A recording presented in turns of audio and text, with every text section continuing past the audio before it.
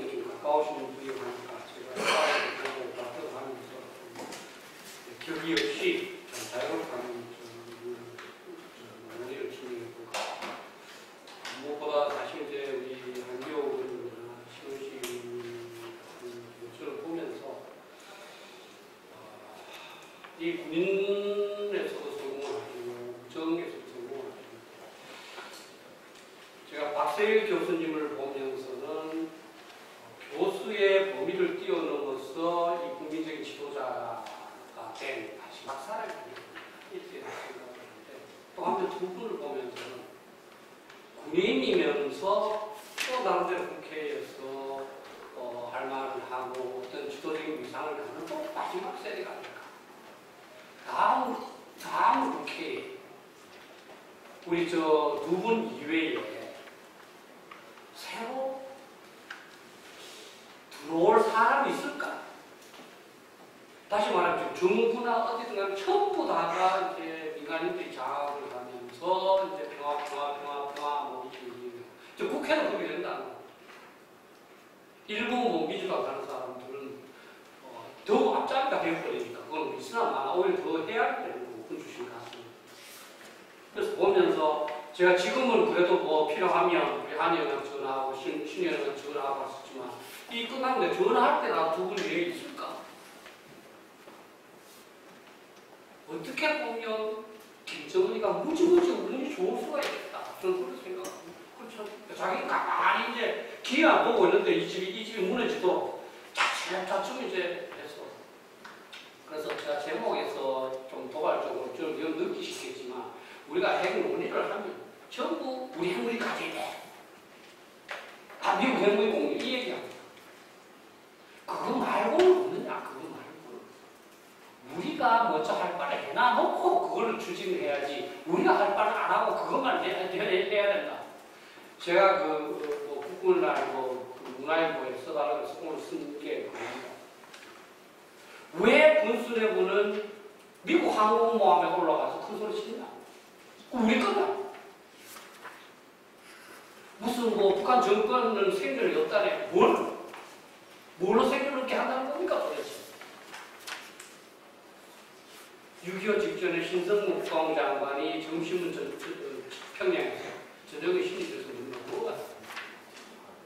그래서 그런 식으로 한번 이제 보겠습니다. 그러면서 저는 이제 이 전체적인 이 맥락을 얘기하고, 그 다음에 이제 이우석 교수가 지금 북한의 뉴클리어 워파이팅이라고 합니다만 그게 결국은 소련의 뉴클리어 워파이팅 닥트린에 기초했기 때문에 그와 관련해서 그 다음에 우리 박정희 교수가 이제 이 실제로 국민들이 할 수 있는 거 핵들이 많이 제가 사실 몇 년 전부터 해서 여러분 아마 네이버에 찾으시면 핵전쟁에서도 살아야 한다. 어떻게 핵무기 해주면 어떻게 하면 살 수 있을지 방법이 있습니다. 여러분들 전부터 큰 소리 칩니다. 뭐 어차피 빨리 죽는 게 좋아. 나는 핵전쟁 그거 가서 다 죽어버리네. 그런 사람 한 사람도 없습니다. 전부 도망갑니다.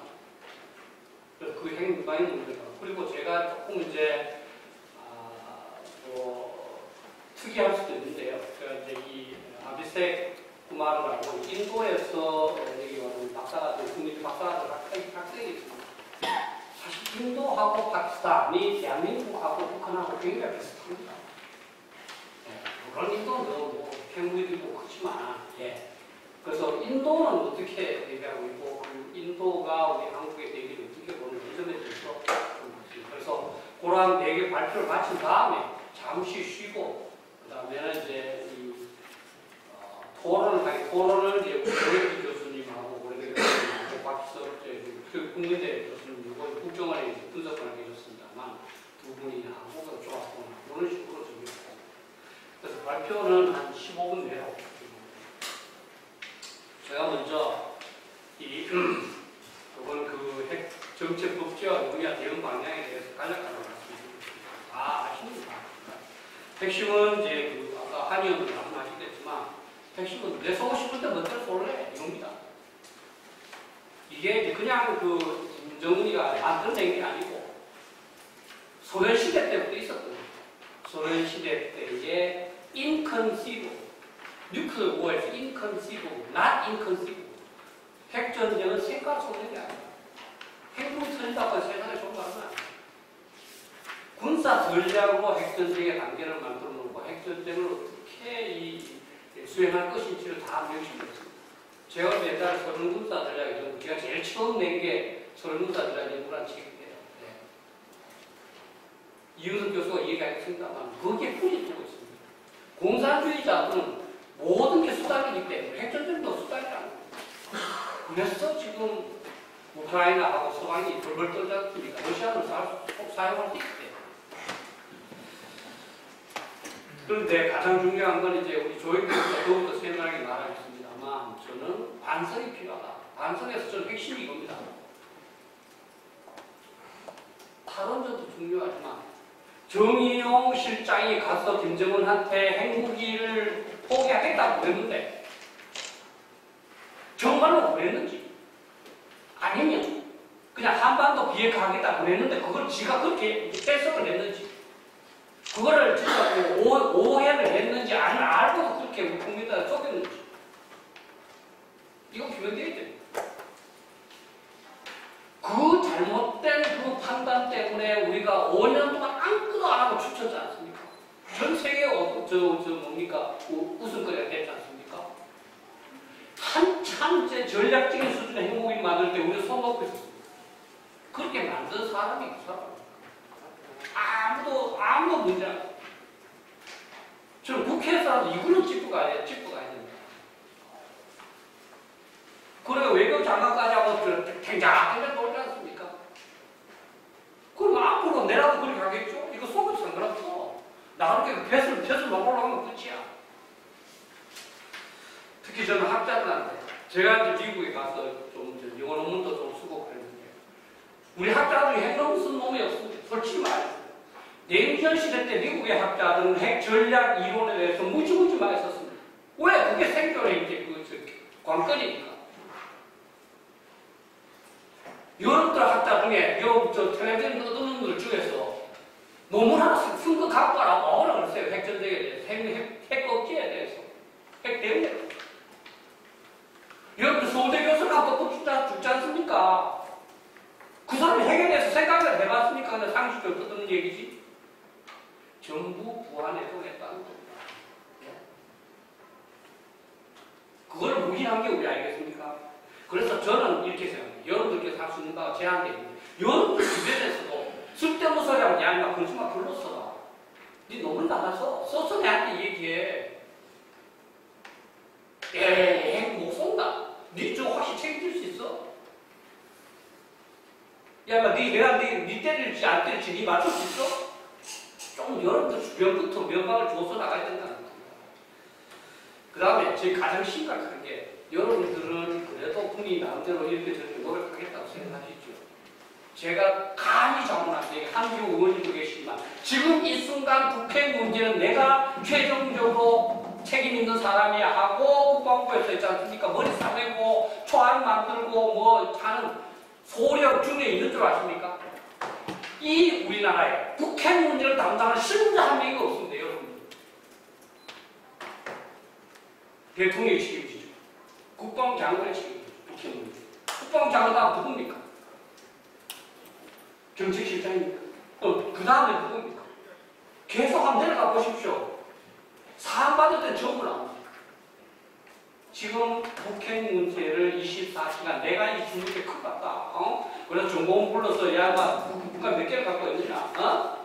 우리 국민들은 뭡니까? 행정안전부에 우리가 요구해야 될 게 뭐냐? 예산, 문제 수입되는 한 사람이 단 한 사람이 없다는 걔가 다 단언하고.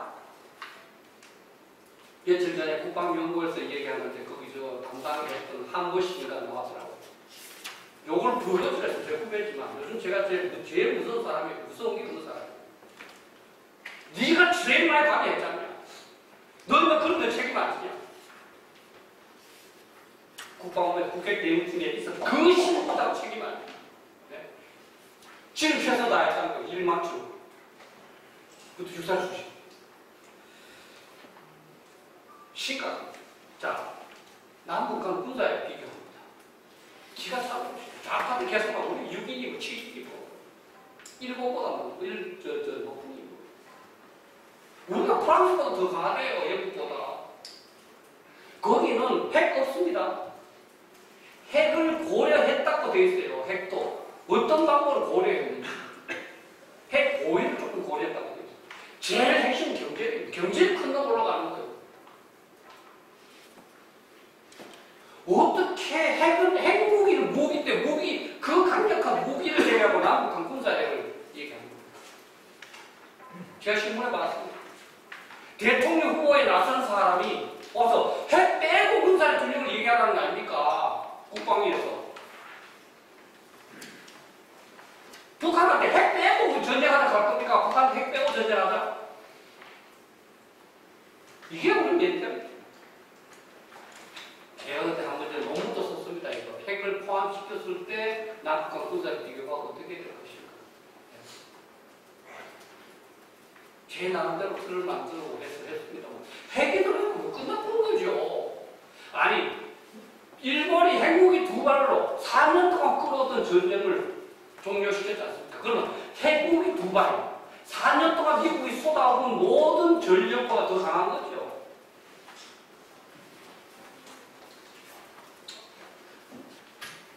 북한은 저는 옛날부터 도발 시나리오도 제가 썼거든요. 가장 우려한 게 밤사이에 충분히 서울을 점령할 수 있습니다. 그럴 수도 없고 투표하는 건 주민투표 이건 우크라이나 똑같죠? 북한에 서울 시민들 전부 북한에 편입하겠답니다. 거기서 있잖아요. 여러분들 뭐 목숨 걸고 내 안 합니다. 그냥 칼살 단 게 없어요. 왜? 지금까지 우리가 보여준 역사는 앞잡의 역사입니다. 상대한테 잡으면 지금쯤 우리 국민들 중에 상당수가 태어난 게 자기가 앞잡이로 살아남을 수 있다는 거 아닙니까? 북한들하고 난 앞잡이로 살아남을 수 있겠다. 내 옆에 있는 놈 몇 년 고변을 해서 아우이타강 보내고 난 앞잡이로 살아남겠다.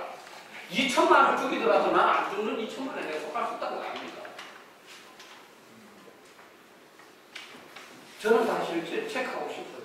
천원에 12m 폭으로 도로를 만들고 지뢰를 제거를 했다고 발표가 났습니다.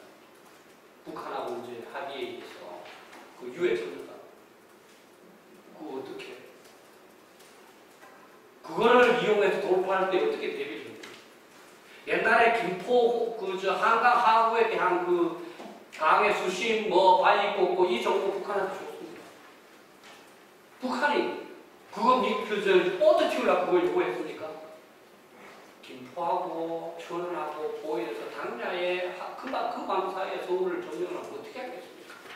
북한이 화학탄 안 쏠까요? 전술핵무기 안 쏠까요? 어차피 전쟁을 유발하는 건 나쁜 일인데 이 시나리오가 있다. 방안에 대해서 여러분들 궁금하시겠지만 없다고도 볼 수 있고 있다고도 볼 수 있습니다. 결국 전쟁은 의지의 대립이기 때문에 근데 선제 타격은 여러분들 말은 쉽지만 어렵습니다. 특히 이제 북한이 고체 결렬을 이제 미사일 개발하기 때문에 5분밖에 안 되잖아요.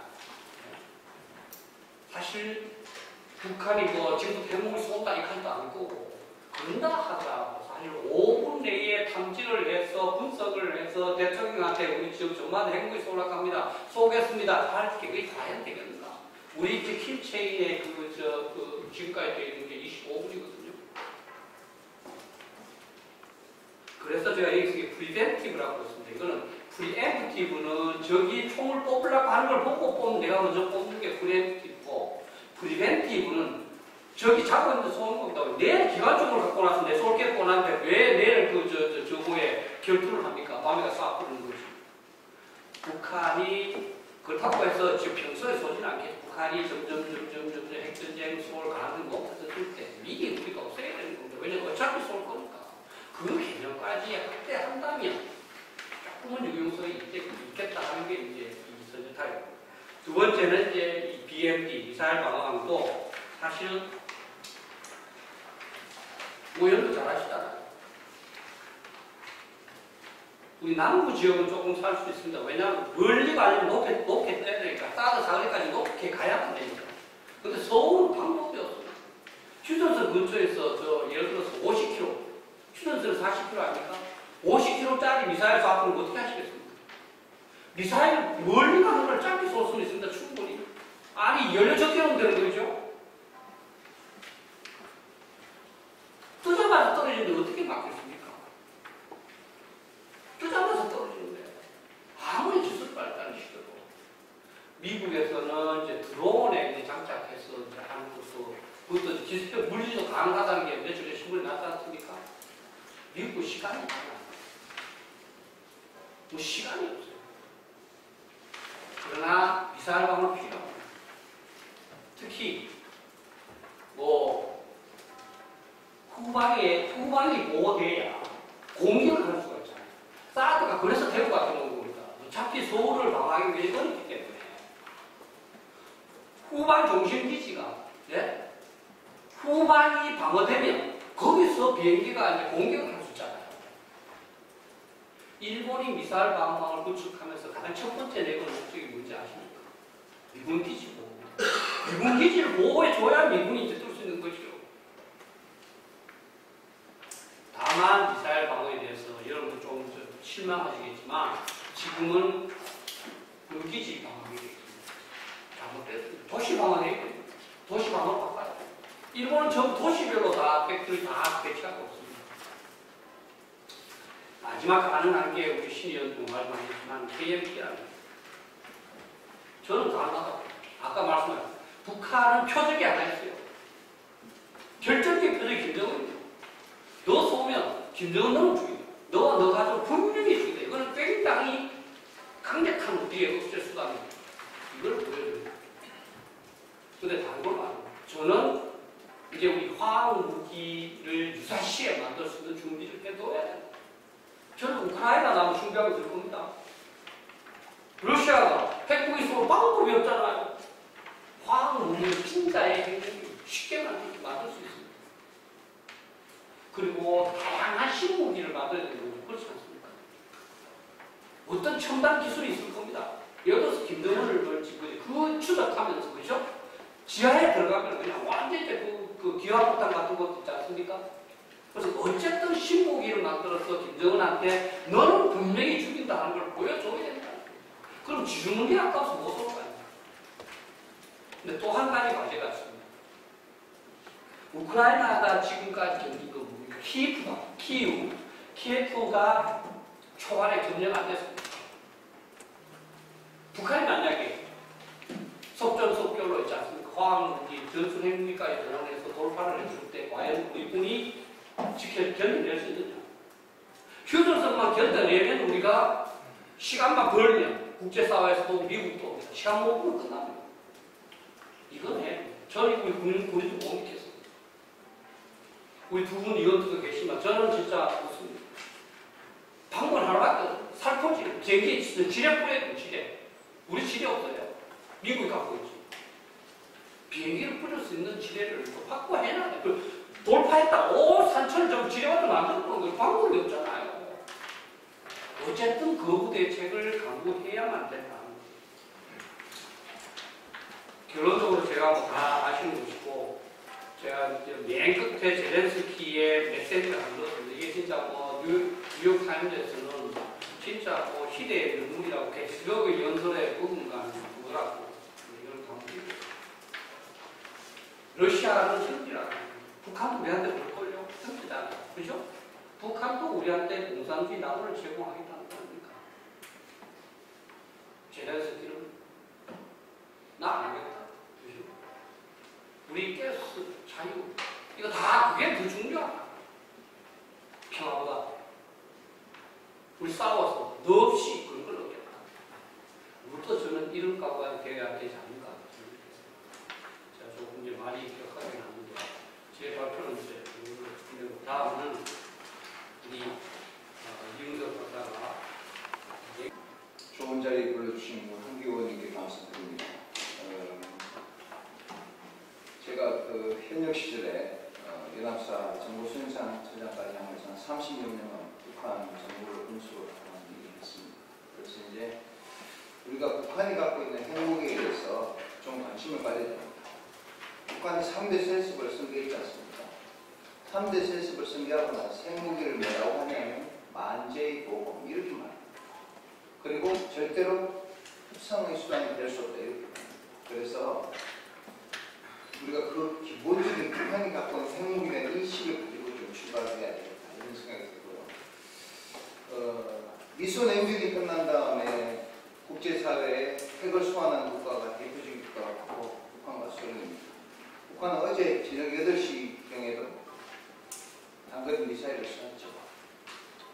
그리고 러시아는 오늘 푸틴이 루안스크는 사개주에 대한 합병 조인식을 하고 있습니다. 이 두 가지가 대척점이 뭐냐면 바로 김정은이가 상당히 푸틴으로부터 많은 것을 교훈을 받았다는 겁니다. 무슨 소리냐? 바로 핵을 이용한 강압 전략이 대표적인 것이죠. 그래서 그에 대해서 좀 살펴보도록 하겠습니다. 사실 러시아와 북한은 오랫동안 혈맹입니다. 아시는 것처럼 김일성이가 소련군 대위로 들어와서 북한의 지도자가 될 때 소련 군정에서 많은 역할을 했죠. 그리고 지금 북한이 갖고 있는 핵의 기본적인 여러 가지 시설, 인력 이것들은 핵의 평화적 이용이라는 그런 편법을 사용해서 소련이 지원해준 덕분에 지금 북한이 이와 같은 기본을 갖출 수 있게 됐습니다. 그리고 이거에 대한 핵무력 정책도 많은 부분이 어떤 거는 거의 문구도 똑같이 2022년도 푸틴이 발표했던 국가안보전략 개념을 그대로 수용한 것이 많이 있습니다. 냉전시대 소련의 그 핵전략의 기본 원리는 뭐냐면 매듭, 상호 확정 파괴 미국과 대등한 핵균형에 의해서 핵무기를 쏘면 쏘다 파괴될 수 있다는 그 후의 균형에 의해서 전략을 구상을 했습니다. 그래서 지금의 북한과는 좀 차이가 나지만 기본적으로 이 갖고 있는 인식은 뭐냐면 자본주의와 사회주의의 대결을 하는 것이죠. 그래서 핵을 박 교수님이 말씀하신 것이 하나의 전쟁의 수단으로 만든 것이 바로 소련의 전략으로 볼 수가 있겠습니다. 스탈린 시대는 사실은 핵이 그렇게 많지 않았기 때문에 방위 전략을 했지만 후르시초프 시대에 들어와서 대량 보복 전략을 구사하기 시작을 했습니다. 그래서 후르시초프는 기본적으로 전쟁은 불가피하다. 그리고 전쟁이 한다면 무조건 핵전쟁으로 갈 것이다. 그래서 핵을 중심으로 한 방위 전략을 구상하고 선제 타격 공격을 구상을 했습니다. 그 당시에 그 가스트로비치 장군이 뭐냐면 핵 전술에 대해서 어떤 생각을 했냐면 독일의 전격기는 있지 않습니까? 브리츠크리그처럼 핵과 미사일을 활용하는 기습만이 중요한 승리를 보장할 수 있다. JLS 전략을 가지고 돌파구를 형성하려면 너무나 많은 인력과 시간과 노력이 들지만 핵무기는 쉽게 돌파구를 형성해서 중심으로 진출할 수 있다는 것과 같은 교리들을 기본적으로 가지고 있었습니다. 그런데 이제 미소 간의 핵의 전략적 균형이 생기면서 브레즈도 F로 바뀌면서 소련의 정책이 좀 바뀌기 시작했죠. 그래서 사실 브레즈는 위험 반응 전략을 채택을 했습니다. 그래서 기본적으로 ICBM을 제외한 SLBM 그리고 전략 폭격기에 대해서는 미국과의 전력의 균형을 맞출 수 없었기 때문에 ICBM 중심의 핵 균형을 맞추려고 노력을 했죠. 그러다가 이제 고르바초프의 신사고가 들어서면서 소련이 멸망을 하게 되고 러시아로 재탄생했죠. 그러나 이 푸틴이라는 작자가 나오면서 새롭게 국제정치에서 골치를 앓기 시작합니다. 푸틴이 주장하는 뭐냐? 확전을 통한 비확전 전략입니다. 2010년도부터 재래식 교전하면서 제한적으로 전술핵 사용을 위협함으로써 나토나 미국의 참전을 억제하는 것이죠. 지금 김정은이가 추구하고 있는 이 전술핵을 집중적으로 개발한 것은 그와 같은 것을 크게 모방하고 있다. 우리가 이렇게 볼 수가 있는 것입니다. 2월 24일 날 러시아가 우크라이나 침공할 때만 하더라도 일주일 내에 전쟁이 끝난다 그랬죠. 그러나 전쟁 끝나지 않습니다. 끝나지 않고 난 푸틴이 한 건 뭡니까? 핵 위협을 시사하기 시작했습니다. 결국은 계속해서 전쟁이 길어지기 최근에는 동원령 30만 명 선포했죠. 그리고 수없이 많은 핵 피폭에 대비한 의약품들 구매를 신청한 상태입니다. 이 의미에 대해서는 박기락 교수님께서 말씀하셨기 때문에 제가 생략하도록 그렇게 하겠습니다. 그런데 여기서 말하는 것은 뭐냐면 이 크렘린 대변인이 말한 게 있어요. 국가 존립 위협을 받을 경우 핵무기를 사용할 수 있다. 이런 말을 했어요. 이 국가 존립이라는 것은 코에 부으면 코골이, 귀에 부는 귀걸입니다. 그래서 저게 무슨 소리냐면 제일 전쟁을 하면서도 언제든지 핵전쟁을 할 수 있다. 이와 같은 자의적 핵 사용 가능성을 열어놓은 겁니다. 바로 김정은이가 지금 9월 8일 발표한 핵무력 정책국의 핵심은 자의적으로 핵을 사용할 수 있는 가능성을 무엇을 하느냐? 제도적으로 법제화했다는 것이 가장 큰 중요한 의미를 우리가 담고 있습니다. 자, 그러면 북한 핵 전략이 왜 이렇게 갖게 되냐? 한번 따져볼까요? 소위 말해서 북한이 비핵화 협상에 임했습니다만 원한을 얻지 못했어요. 그리고 나서 한 게 뭡니까? 정면 돌파전이 있어요. 2019년 12월에. 그때부터 북한이 신형 단거리 미사일 개발에 아주 몰입을 합니다. KN-23, KN-24, KN-25. 그게 바로 그때 결과물이죠. 그런데 왜 이렇게 갔을까? 2016, 17년도 북한이 전략 핵을 성공했다고 크게 떠들었습니다. ICBM 만들었다, 수소폭탄 만들었다. 그런데 최근의 연구 결과를 보면 냉전 시대에도 미국은 대부분의 소련의 ICBM을 추적할 수 있었어요. SLBM도 추적할 수 있었어요. 그리고 중국이 만약에 ICBM을 쏜다. 그러면 미국 본토에 도달할 확률은 2000년도까지 0%에 불과했습니다. 그런데 그걸 중국이 안 했어요. 그래서 중국이 뭘 만들었냐? 이동식 미사일 개발하기 시작을 했습니다. 그러고 나서 중국이 미사일을 발사하면 미국 본토에 닿을 수 있는 확률이 크게 늘어났습니다. 30%. 그래서 우리가 이런 의미들을 좀 대상이 두고, 그래서 북한은 우리가 갖고 있는 전략이 미국에 실질적으로 위협이 되지 않는구나.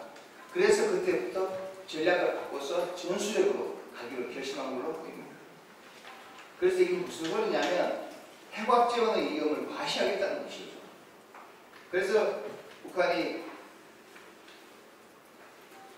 19년 12월에 정면 돌파선을 내세우고 주목할 것이 뭐냐면 그때 당중앙군사위원회에서 여러 가지 지침들을 내렸어요. 그 지침의 핵심이 뭐냐면 전략무기 위주로 부대를 바꾸겠다. 그것을 항상 고도의 격동 상태로 할 수 있도록 운용하는 이와 같은 큰 메시지를 냈어요. 고도의 격동 상태는 뭐냐면 위기 시에 상시 핵무기를 사용할 수 있도록 전투 준비 태세를 완비한다는 그와 같은 큰 의미를 담고 있습니다. 그 이후 나서 2021년 1월 제8차 당대에서 북한이 전술핵 강화 방침을 내세우고 그리고 나서 김여정이가 또 핵 전투 수력의 인물하다 담화라는 담화를 계속해서 발표했습니다. 결국은 올해 김정은이가 어떤 걸 발표했습니까? 4월 25일 인민혁명군 창군 90주년 행사 때 그동안 우리의 핵은 억제 위주였지만 이제는 그게 아니다. 언제든지 핵 사용을 하겠다는 이와 같은 수령의 교시를 하달했습니다.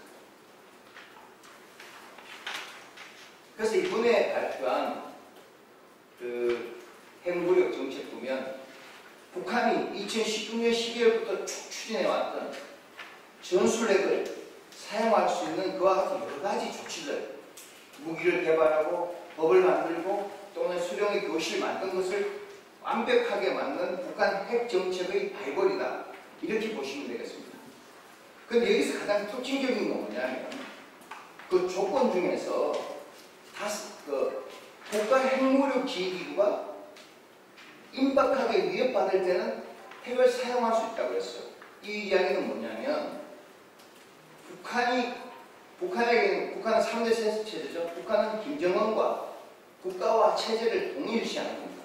그래서 자기 수령이 위협을 받으면 핵을 사용할 수 있다는 이와 같은 조건들을 바로 법을 만들었다는 게 우리가 정말 중요한 거예요. 그래서 우리가 갖고 있는 하나의 대안 중에 하나는 북한 정권의 김정은의 목숨을 노리는 그와 같은 우리도 역대응 전략, 역비대칭 전략을 구사해야 되는 것이 바로 참수 작전이기 때문에 박 교수님이 말씀하신 KMPR을 좀 더 정교하게 만들어서 항상 너희 수령의 목숨을 딸 수 있는 준비가 되어야 된다는 것을 위협하는 것이 우리에게는 큰 억제력으로 작용할 수 있다. 우리가 이것을 좀 북한의 특징을 보려면 가야 되겠습니다. 또 한 가지는 뭐냐면 자동적으로 핵을 공격할 수 있도록 만들어놨어요. 이것을 소위 말해서는 데드핸드 프로토콜이라고 합니다. 즉 무슨 소리냐면 우리가 전멸하더라도 반드시 핵 단추는 눌러서 너희들에게 보복을 하겠다. 그래서 핵 보복 위협을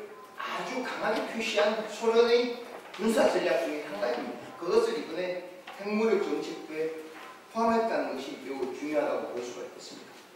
또 한 가지는 이 북한이 2021년도 8월 달에 제8차 강대에서 두 가지 큰 변화가 있었어요. 첫 번째는 당 제1비서를 임명한 겁니다. 당 제1비서를 뭐라고 되어 있냐면 당 총비서의 대리인이라 이렇게 되어 있어요. 즉 북한은 처음으로 당규약에 대리 근무 체제를 명시한 겁니다. 북한은 한 번도 김일성 체제 때, 김정일 체제 때 수령이 죽었을 때 누가 대리 근무한다는 규약을 당규약이라는 학교에 명시한 적이 없었어요. 그런데 이것을 명시를 했습니다. 그걸 하면서 또 한 가지 조치한 게 뭐냐면 쉽게 당 중앙군사위원회를 설치할 수 있도록 법을 만들었어요. 당 중앙위원회 전원회에서 쉽게 뽑을 수 있도록 만들었어요. 즉 무슨 소리냐면 김정은이가 유고시에도 이와 같은 핵무력 지휘 체계와 국가지휘 체계가 완비될 수 있도록 이미 2021년도 8월 달에 제8차 당대에서부터 준비했다는 겁니다. 그래서 여러분들이 북한은 당 국가체제입니다. 당이 국가를 쓴 거예요. 당규약을 먼저 만들고 그 다음에 헌법을 만듭니다. 그래서 이번에 만든 핵무력 정책법은 2021년 8월 달에 있었던 당규약의 개정 그리고 올해 4월 25일 날 김정은이가 말했던 제 근본 이익이 침해받을 때 핵을 사용할 수 있다는 그와 같은 것을 법제화했다는 조치라 이렇게 보시면 되겠습니다. 근데 중요한 건 뭐냐면 그렇게 함으로써 얘들이 노리는 것은 핵을 항상 사용할 수 있는 즉 자의적인 핵 사용 가능성을 아주 높여놨다. 이것을 법으로 만들었다. 이것이 특징적인 거라고 이렇게 볼 수 있는 겁니다. 근데 좀 한 가지 우리가 짚고 넘어가야 될 것은 대부분의 국가들의 특히 미국과 소련 같은 경우는 상호 핵이 많기 때문에 상호 확증 파괴 위험을 내세우기 위해서 동결적인 핵 전략을 추구하고 핵 정책을 펼칩니다. 그런데 파키스탄이나 인도 같은 이 핵 약소국들은 대부분 자기들의 핵 정책을 공개하지 않아요. 그런데 북한은 이례적으로 공개했습니다. 그래서 이것은 무슨 소리냐면 선언적인 핵 정책의 의미도 있고 윤석열 정부 들어서 한미동맹이 좀 공고해지고 여러가지 전략 자산들이 전환되면서 나름대로 그거에 대한 대응적인 차원의 행보일 수 있다. 우리가 이렇게 볼 수가 있겠습니다. 그래서 그럼 우리가 어떻게 해야 될 것이냐. 사실 비핵화는 물 건너갔습니다. 그러면 어떻게 해야 되느냐. 아까 박대학 교수님께서 전대 사격을 포함해서 여러 가지 제안을 하셨습니다. 저는 일단 우리가 냉전 시대 때의 교훈을 되새기면 북한 핵미사일이 생존성을 약화시켰습니다. 그것이 무슨 방법 중에 하나냐? 우리가 너 핵미사일을 항시 보고 있다. 이 메시지를 주는 게 중요합니다. 그렇게 봄으로써 니들이 움직이려고 우리는 보고 있고 선대 타격할 수 이와 같은 것을 줄 수 있어야 되고요. 그것이 또 만약에 필요시 북한이 정말 핵을 사용하겠다는 것이 임박하다면 선제 타격할 수 있는 정확한 표적 핵들의 이중 목적으로 사용할 수 있다는 우리가 알아야 됩니다. 두 번째는 결국은 여러 가지 문제가 있지만 맞춤이 없게 실행력을 제어해야 됩니다. 그런데 이 실행력을 어떻게 제어하는 것이냐? 이걸 구체화시켜야 됩니다. 작게를 구체화해야 돼요. 그리고 사안별로 어떤 핵무기를 쓸 것인가, 어떤 전술 핵무기를 쓸 것인가, 수단은 뭐 할 것인가, 그리고 우리에게 그것을 명확하게 인식시켜줘야 됩니다. 미국에서.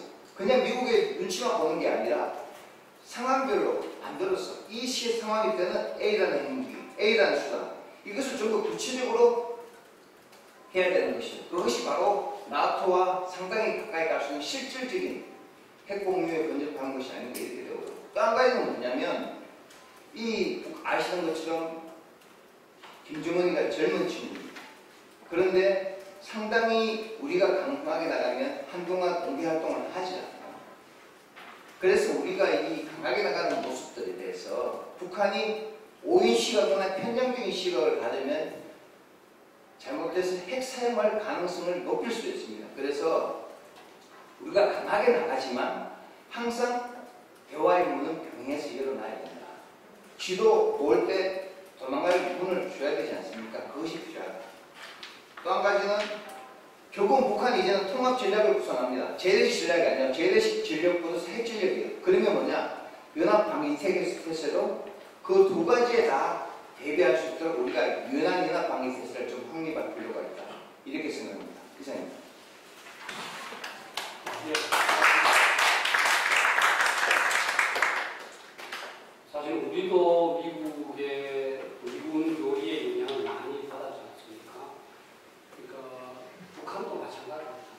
이 소련 시대 때부터 이 핵은 무기 이쪽으로 이렇게 계속 강조해 왔기 때문에 북한은 당연히 사용을 할 것이고 그것이 꼭 이제 우리 일부 국민들께서 꼭 전쟁에서 북한 절대 못 쏴 이렇게 호언장담하는 것 자체가 참 이제 상류 국민의 그 지지를 나타내는 거죠.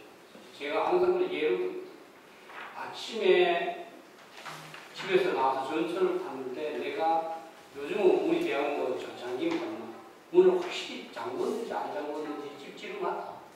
친구한테 물으면 친구를 부르면 에이 내가 보니까 니 한 번도 안 잠근 적이 없어. 걱정하지 마. 본인은 안 그렇습니까? 1시간 더 소비하더라도 다시 집에 가서 문을 잠그고 가. 왜? 문이 만약에 열려있으면 큰일 나잖아. 집에 있는 거 다 어둠하고 난리 나잖아요. 그게 국방입니다. 거기서 떡볶이로 있잖아요. 내문 잠갔을 거야. 그냥 튀겨보고 그냥 충날 이거 할 수 없지 않습니까? 그럼에도 불구하고 우리는 너무 대비 안 하는 사람이 많은 거예요. 그러면서 진짜 북한은 이제 핵 전쟁을 시작했다. 이렇게 봐야 되지 않느냐. 이게 우리 이문석 박사님의 내용입니다. 다음은 사실 제일 이제 참 여러분 싫어하시고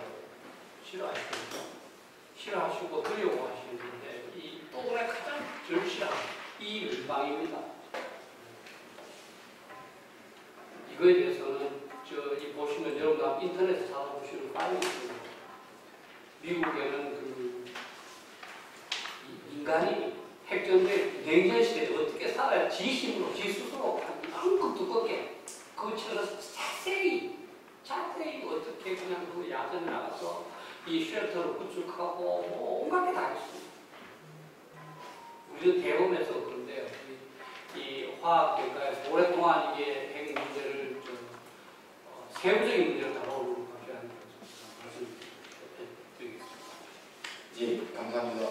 박희락 교수님이나 조윤기 교수님도 이렇게 다양하게 같이 이렇게 활동을 하고 있었는데 항상 이제 박희락 교수님 멘트를 들으면 야단을 넣는 듯한 느낌도 들고 제가 존경하는 이유 중에 하나가 실제로 저도 이제 핵 관련된 연구를 하다 보면 안 걸리는 경우가 없는 것 같습니다. 100편 이상 NRF 그쪽에다가 등장 점제하면 100편 이상 뜨는 거 보면 대단하시고 또 저도 핵 전략론 강의를 하면서 교수님 책을 주 교재 보조기를 해가지고 다 읽게 하는데 학생들은 조금 힘들 것 같습니다. 너무 책을 많이 쓰시고 논문을 많이 쓰셔서 그리고 오늘 제가 논의하고자 하는 핵 인방위 관련된 내용도 벌써 2014년도에 벌써 박희락 교수님께서 깊이 있게 연구를 하시고 좀 안타까운 것은 그렇게 되었으면 문제 제기가 되고 했지만 실제로 한 7, 8년이 지나는 동안 그렇게 많이 바뀌지가 않은 것 같습니다. 그러니까 저도 작년에 행안부, 그러니까 2020년도에 2년 전에 행안부에 관련된 내용들, 북한의 비대칭 위협 대비, 그러니까 북한의 핵 위협에 대해서 국민을 어떻게 방어할 것인가에 대한 연구 과제를 300페이지 넘게 되는 내용을 제공을 해주고 있는데 결국은 최근에는 제가 국방부하고 합참하고 미군본부 자문위를 하면서 핵 위협을 이야기하면서 그렇습니다. 뭐냐면 조금은 과도하게 부풀려진 측면도 있고 그래서 대비를 하면 살 수 있는데 먼저 포기하는 경우도 없잖아 이런 것 같습니다. 제가 이제 이 발제를 준비하면서 실제로 올해 제가 이 관련된 과제를 한 3개를 하면서 합참하고 부사무리 연구원하고 국방부하고 계속 이 소요 제기도 하고 있는 내용들인데 일단은 읽어서 이해할 수 있을 만큼 제가 쭉그 활자로 기술을 해놨습니다. 보시면 되고 제가 중간중간에는 좀 맥을 짚어서 강조하고 싶은 내용을 먼저 말씀을 드리면 실제 저는 오늘 한교호 의원님 국회 국방위 소속 의원이시지만 저는 행안위 의원이 좀 오셔가지고 이 내용들을 좀 내용을 모르는 건 아니거든요. 아는 내용을 실제로 어떻게 헤쳐 나가야 될지 물론 좋습니다. 비핵화 협정도 좋고 삼축 체계도 좋고 어깨도 하고 이렇게 해야 되는 게 좋은데 만에 하나 우리 한반도 우리 영토 내에 핵무기가 투하되고 또 피해를 입게 되면 어떻게 방어할 것인지 그러다 보니까 지금은 크게 두 가지를 제가 언급하고 싶은 게 핵 민방위 여기 박계호 교수님도 와 계시지만 실제로도 그 분야에 비상 대비나 계엄이나 충분화해서 실제로 엄청 많은 연구가 되어 있습니다. 근데 문제가 뭐냐면 의원님께 말씀드리고 싶은 것은 이거를 가만히 멈추어 있는 어떤 정부 조직이 움직이도록 해야 돼요. 제가 2016년도에도 가진 게 뭐냐면 범조처 합동으로 국회 대응 대비 태세를 합참에 종합해서 실제로 범부처 종합을 해가지고 청와대까지 베이직을 다 보고 끝난 상태였는데 2016년 말에 17년도에 탄핵 진국이 되어버리면서 주저앉아 버렸는데 실제로 범부처는 다 알고 있습니다. 그런데 한 발짝도 못 나간 게 아니라 오히려 해동하고 있다는 것을 먼저 말씀드리면서 그래서 제가 볼 때는 몰라서라든지 내용이 없어서가 아니라 의지가 부족한 것 같습니다. 그래서 좀 의지를 좀 가졌으면 좋겠고 문제 제기에 대한 내용들은 다 좋습니다. 지금 이제는 북한이 지금 앞부분에서 쭉 설명하셨듯이 이제 북한의 핵이 먼 미래가 아니라 오늘 당장이라도 핵무기가 날아올 수도 있습니다. 그럼 국민들에게 최소한 어떻게 대비를 하라는 지침 정도는 줘야 되는데 아직도 정부나 국가가 국민에게 기본적인 내용 그러니까 지금 지진이나 화재가 났을 때는 어떻게 하라고 하지만 핵무기가 터졌을 때 어떻게 해야 되는지 예를 들어서 민방위 경보휴게소에서 지금 핵무기가 임박해요 하라고 있어요 라고 했을 때 할 수 있는 대책들이 좀 공영방송에서 했으면 좋겠다는 거고 여기 제가 인물의 48쪽에 나와 있는 법제 항의는 진짜 말 그대로 이 다급함이 예전에 저희들이 5년, 10년 전에 이야기할 때는 여기 먼 미래처럼 좀 느긋하게 시간을 가지고라고 했지만 지금은 국회에서 소위 말하는 패스트 트랙으로 해서 빨리 긴급하게 뭔가를 할 수 있는 걸 하고 시간이 걸리거나 돈이 들어가는 건 좀 더 주더라도 지금 당장 할 수 있는 것, 단기로 할 수 있는 것들을 좀 해야 되지 않을까 하는 것이고 제가 이제 올해 한 것은 이 국가적 방어 체계는 전반적으로 다 한데 52쪽에 보면 제가 하라는 게 삼축 체계보다도 피해를 방어를 좀 해야 되지 않을까. 53쪽에 보면 제가 방어의 중요성을 예상 피해율에 대해서 실제로 아무런 대책을 강구하지 않은 상태하고 방어를 했을 때는 95% 이상 피해를 줄일 수 있다는 그런 내용들이 있습니다. 핵심은 앞부분에 다 주고 있기 때문에 55쪽에 있는 이제 핵 방어하고 피해 최소화인데 이 부분을 한번 제가 말씀드리고 싶은 게 56쪽에 있는 내용입니다. 최근에 이제 육군 정보학회장이 참모총장에 보고도 하고 국방부 합성으로 보고된 게 뭐냐면 우리가 핵무기의 피해를 실제로는 이 피해 효과는 무기 위력이나 폭발 형태나 고도나 시상원점으로 그런데 있는데 다 죽지가 않습니다.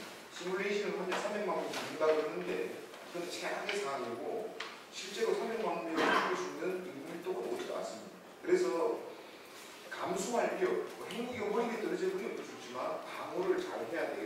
그래서 이제 표로 나와 있는 것들이 뭐냐면 폭풍이나 여름과는 대단하게 보이지만 실제로는 아주 반경한 3.5km 바뀌는데 저는 과도하게 부풀려지기 때문에 3에서 5km 정도면 감소할 수 있다. 문제는 뭐냐면 국민들은 낙진이라든지 이런 것부터 방어를 할 수 있는 대책을 좀 강구했으면 좋겠다는 것이고 57쪽에 보면 뭐 기분이 나쁠지 모르겠지만 가해자라든지 누크맵이라든지 여러 가지 연구기관에서 항상 농산을 지상 원점으로 공격을 합니다. 물론 분위기가 되게 중요하기 때문에 그래서 예전에 20km 동안 300만 명이었고 58쪽에 보면 최근에도 이제 통상 10km 이하가 북한의 전수능력이라고 그러니까 했을 때 31만 명, 그중에서 4만 대가 5만 명인데 그 나머지의 피해들은 주로 방어를 잘하면 되는데 우리가 지금 이 방어를 안 하고 있고 또 뭐 대책에 강구가 안 됐으니까 이런 피해가 안 나는 거죠. 59쪽에는 이거는 조금 다른 문제긴 한데 이건 관리정보 교신구나 또 이것도 마찬가지로 이 피해를 대비하려고 하다가 막판에 놓쳐버렸습니다. 왜 놓치냐니까 천문학적인 예상과 이거는 답이 없다라고 하니까 아니 문제가 덮어버린 거죠. 그래서 이 부분도 이제는 불필요한 진실을 마주할 때가 됐습니다. 그래서 방법이 없는 것 같아요. 저희 뒤에서 수명하는 방법이 있기 때문에 그래서 60쪽에는 그 다양하게 이런 시뮬레이션을 합니다. 뭐 시뮬레이션에 변수를 집어넣는 거 있지만 방어가 안 되고 특히나 사후 관리라든지 핵 피해 최소화 방안들이 강구가 됐을 때는 이 300만 명을 5만 명으로 줄일 수가 있으면 충분히 투자할 가치가 있고 또 이게 돈이 무지막지하게 들어가는 것도 있지만 실제로는 이게 핵 민방이라는 것은 뉴클리어 시빌 디펜스입니다. 그러니까 우리가 국방부도 뭐 당연히 군사표적으로 강화해야 되지만 나머지 국민들은 어떻게 방어할 것이냐 이게 불편한 게 뭐냐면 17,000개나 되는 그 민방위 대피 시설이라고 있습니다. 근데 실제로 가보면 0.7% 실제로는 하나도 대비가 안 되어 있습니다. 그리고 이제 제가 계속 얘기하는 게 그거는 폭풍이나 여름가를 대피하기 위한 그 단순 대피지 실제로 낙진으로부터 방어하려면 최소 2주, 뭐 3주 정도 그 안에서 버텨야 되는데 3일 이상은 못 오거든요. 아마 이렇게 우크라이나 전쟁하다 보니까 우크라이나 사람들이 오랫동안 버틸 수 있는 거는 예전에 냉전 시대에 우크라이나도 소련이기 때문에 지하 200m 밑에다가 지하철을 가놓고 대피 시설이 구비되어 있는 것을 지금 우크라이나에서 사용하고 있는 거죠. 지금 뭐 여기 61쪽에 보면은 박현학 교수님께서 2014년도에 한국 핵국제전략과 핵민방위 포함 연구를 주시했는데 뭐 이것도 약간의 학술적인 논쟁이겠지만 이 방어력을 갖추면 상대방으로부터 이 위험한 효과를 발생하지 못하기 때문에 이것도 국제를 시킬 수가 있습니다. 근데 우리는 지금 수도 서울이라는 것도 있지만 우리 한반도는 핵을 쓰기에 너무 좋은 조건을 가지고 있습니다. 왜냐하면 인체국의 피해를 주지 않고 물론 부산에 공격하면 뭐 일본으로 약간 날아갈 수는 있겠지만 일단은 인체국이 없죠. 다 우리는 DMZ 막아보는 섬이고 또 인구密도가 높고 정확하게 전투 피해 효과가 나옵니다. 그래서 이런 여러 가지 측면에 봤을 때는 그리고 이제 제가 볼 때는 이 민방위는 예비군하고 국군하고 다르게 이게 행안부에서 관리를 해야 돼요. 이거 제가 볼 때는 행안이나 행안부가 조금 제가 볼 때는 이 문제를 모르는 건 아니고 그게 다 알고는 있습니다.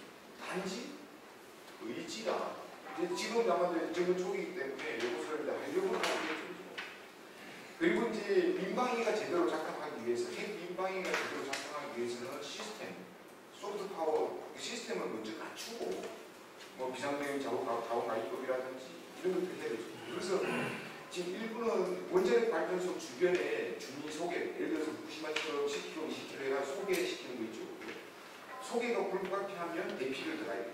그러니까 제가 볼 때는 뭐 박기라 교수님도 그만했지만 무소외 같은 경우는 땅이 넓으니까 아예 도시에 있는 사람들을 저 멀리 100km, 200km 빼버립니다. 소개가 가능하지만 우리는 이제는 핵무기가 드시면 피난 갈 데가 없습니다.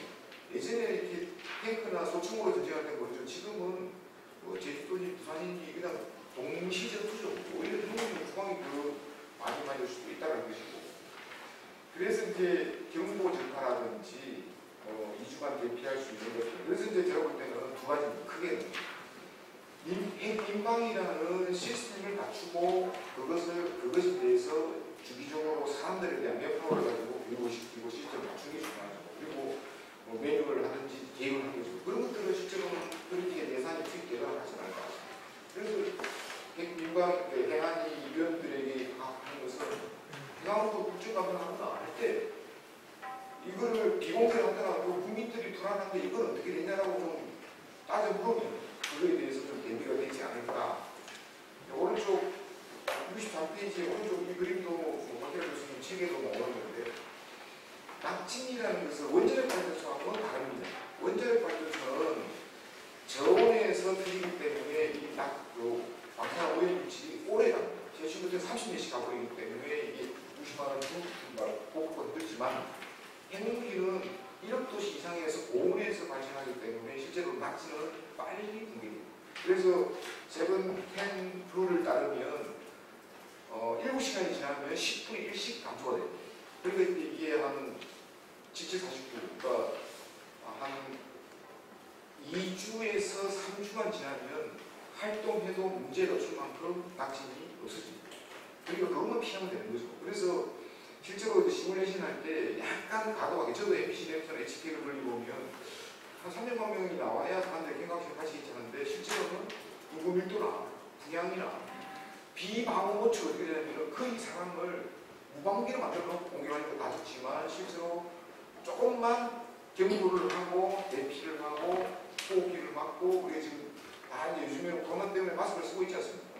그렇게 죽지가 않는다는 거죠. 그러면 국민들에게 기본적인 것만 알려줘도 시행령이 되지 않을까. 그래서 이제 응급구호나 의학적 조치나 사후관리 이런 것들을 좀 해야 되고 제가 올해도 UFS 얼지 연습 기간에 뭐 한수원이나 여러 가지 정부 지자체 다니면서 설명을 했는데도 올해 뭐 여러 가지 매뉴얼부터 시스템이 갖추지 않은 상태에서 올해는 대규모로 인원이 확장돼가 있지 않습니다. 그래서 일단 올해는 뭐 시스템 구동 측면이고 실제로 그 안에 움직이는 모습들 특히 뭐 시단이나 또는 뭐 큰 레버시 단위로 한번 전국 단위 훈련도 한번 해야 될 필요가 있지 않을까. 왜냐면 그렇게 되면 민방위 마크만 붙어있는 17,000개가 어떻게 가동되는지 아마 그 사람들은 아수라장이 될 겁니다. 그게 이제 64쪽에 보면 우리가 이제 저도 좀 이상한 게 명식 증리군이 스위스는 왜 이렇게 방위를 잘하고 있을까 하는 이 그림들입니다. 이것도 이제 예전 내용도 있고 또 스위스는 이걸 관광 상품화해서 스위스 여행 가면 보여주기도 합니다. 그래서 65쪽 밑에 있는 것처럼 우리도 법에서 제가 최근에 하게 되보니까 뭐 항상 법의 채권이 계류 중이라고 하는데 공공건축물을 짓거나 뭐 하면 이런 대피 시설을 만들고 올해 이제 을지에서 마치고 나서 통방 회의를 하면서 일부 언급된 게 있습니다. 왜냐하면 건장 품목이나 필수 품목들을 지정해서 도구로 해가지고 해야 된다. 그리고 이제 경고측하고 아날로그하고 디지털을 개념해요. 지금은 라디오가 거의 없지 않습니까? 휴대폰인데 휴대폰 작동할 수 있는지 없는지 애매하기 때문에 아날로그인 라디오와 휴대폰을 같이 연결할 수 있는 방안. 67쪽에 있는 이 그림이 뭐냐면 이제 2017에 괌 호이상에 갈 때 하와이, 괌, 일본 얘기하는데 우리는 실제로 민방위 훈련이라든지 이런 것들이 제대로 안 되고 있다는 겁니다. 68쪽에도 제가 쭉 했지만 제가 볼 때 가장 중요한 것은 의식을 가지고 논의부터 해야 조직 편성 운영을 하면 나머지들은 한도해진 것은 진행되지 않을까. 그래서 제가 다른 데 국방부 합참보다도 국회 세미나를 좀 고무적으로 보는 것은 그나마 정부 부처를 통계하고 국정감사를 한다든지 여러 가지 질의응답을 하면서 멈추어져 있는 것을 움직이게 해주지 않을까라는 측면이고 69쪽부터 있는 것은 군사적으로 EMP라든지 지금 원자력 연구원에서 하고 있는 것들입니다. 제가 생각하는 것은 시설 방어보다는 장비 방어에서 국가 시설이 돼야 되고 72쪽은 제가 계속 하는 것은 이거 나중에 하게 오는 국정국회 국방부 감사를 담고 PDR-OK가 휴대용 방사능 측정기가 기본적으로 있어야 됩니다. 방사선을 쓰려고 측정해야 되는데 예전에는 중대급이 있던 게 예산 한정으로 대대급으로 개선시켜놓고 이 피겨루키의 교정축이라든지 장기 기회 때문에 50%도 가동이 될 수가 없습니다. 그래서 4단급에 피켜야 이게 한 15대 되는데 5대도 가동이 안 되는 상황이라서 제가 볼 때 요거는 좀 관심을 많이 가지고 물론 지금 신형 방사능 측정기를 새로 도입을 하고 있는데 제가 볼 때는 미군이나 다른 데는 소대급 다니는데 우리는 중대급이지만 근데 지금 대대급이 되는 것들을 중대급 내지는 이제 작전 지역이 넓어지기 때문에 제가 볼 때는 소대급 단위로도 해야 되지 않을까. 마지막 결론을 말씀드리면 다 좋습니다. 지금 기획결산이든 상품청이든 다 좋은데 실제 불편하다고 하지 않는 실제 국민을 방어할 수 있는 할 수 있는 대책들부터 좀 빨리 시급하게 오늘 당장이라도 할 수 있는 것들을 하고 공영방송에서 계속 어떻게 하는지에 대한 교육 자료를 내보낼 수 있는 그런 방법도 있을 것 같습니다. 여기까지 말씀드리겠습니다. 고맙습니다. 사실 아까 이제 여기 오신 분이니까 저도 이제 핵민상에 대해서 박근혜 정부 때부터 자문위원 하면서 계속 그래도 안 되더라고요. 그 실무자들이 개성이 지식이 없으면 못하니까 인연을 넣어라. 그래서 제가 청와대 민원까지 넣었어요. 핵대리 민방위 해야 된다. 실제로 민방위 핵도 포함되어 있습니다. 법적으로 안 할 수도 있죠. 그러니까 지금 민방위과가 있지만 완전 오고 있는 거죠. 그리고 세븐텐 법칙에 대해서 한 가지만 좀 박 교수 금방 쉽게 넘어갔는데 7시간의 배수가 될 때 10분의 1이 준다는 겁니다. 보세요. 1시간 이후에 있었던 그 핵폭발이 나고 나서 1시간 후에 있는 그 낙진의 강도는 7시간 7배 7시간 이후에는 10분의 1 7, 49 49시간 이후에는 100분의 1 그러니까 이틀만 지나면 원래의 강도보다 100분의 1 떨어지니까 안 죽습니다. 움직여도. 그러니까 이틀만 여러분들이 견디면 돼요. 근데 옛날 베트남 전에서는 이 고역제를 풀릴 때 우리 한국 군인들은 모기를 쫓아주니까 나가서 맞았다. 안 맞았으면 고역제 안 걸리는 거죠. 이 세븐텐 법칙도 모르고 낙지를 안 피하면 100만 명이 아니라 1000만 명도 다 죽을 수가 있습니다. 피하면 하나도 안 죽고. 그게 낙지입니다. 그러니까 전자총을 쏜다 보이지 않는 전자총이 있다. 핵무기 터지면. 근데 사실은 우리 아파트 전자총은 직선으로 가잖아요. 아파트가 전부 이게 뭡니까 동별로 다 차단되어 있기 때문에 압도에 의해서 막히잖아요. 그러니까 아파트의 중간층에만 있으면 집에 있는 게 제일 낫습니다. 집에 있는 게 제일 낫습니다. 그래서 그런 부분은 진짜 좀 여러분들 나중에 됐을 때 제 말씀을 이틀만 해도 된다 하더라. 전자총을 피해라. 유리 같은 게 전자총을 뚫을 거 아닙니까? 시멘트나 강한 물질로 핵 폭발이 있었던 그 시점과 나 사이에 그 사이에 물질이 많이 있도록 이렇게 해서 가동을 조금 보호하시기 바랍니다. 다음은 이제 제가 일일이 참 이게 통역을 한다는 시간도 많이 걸리고 백팬이 그래서 아비색이 이제 10minutes 좀 하면 제가 중간중간에 좀 요약해서 그 뜻만 제가 전달할 수도 있습니다.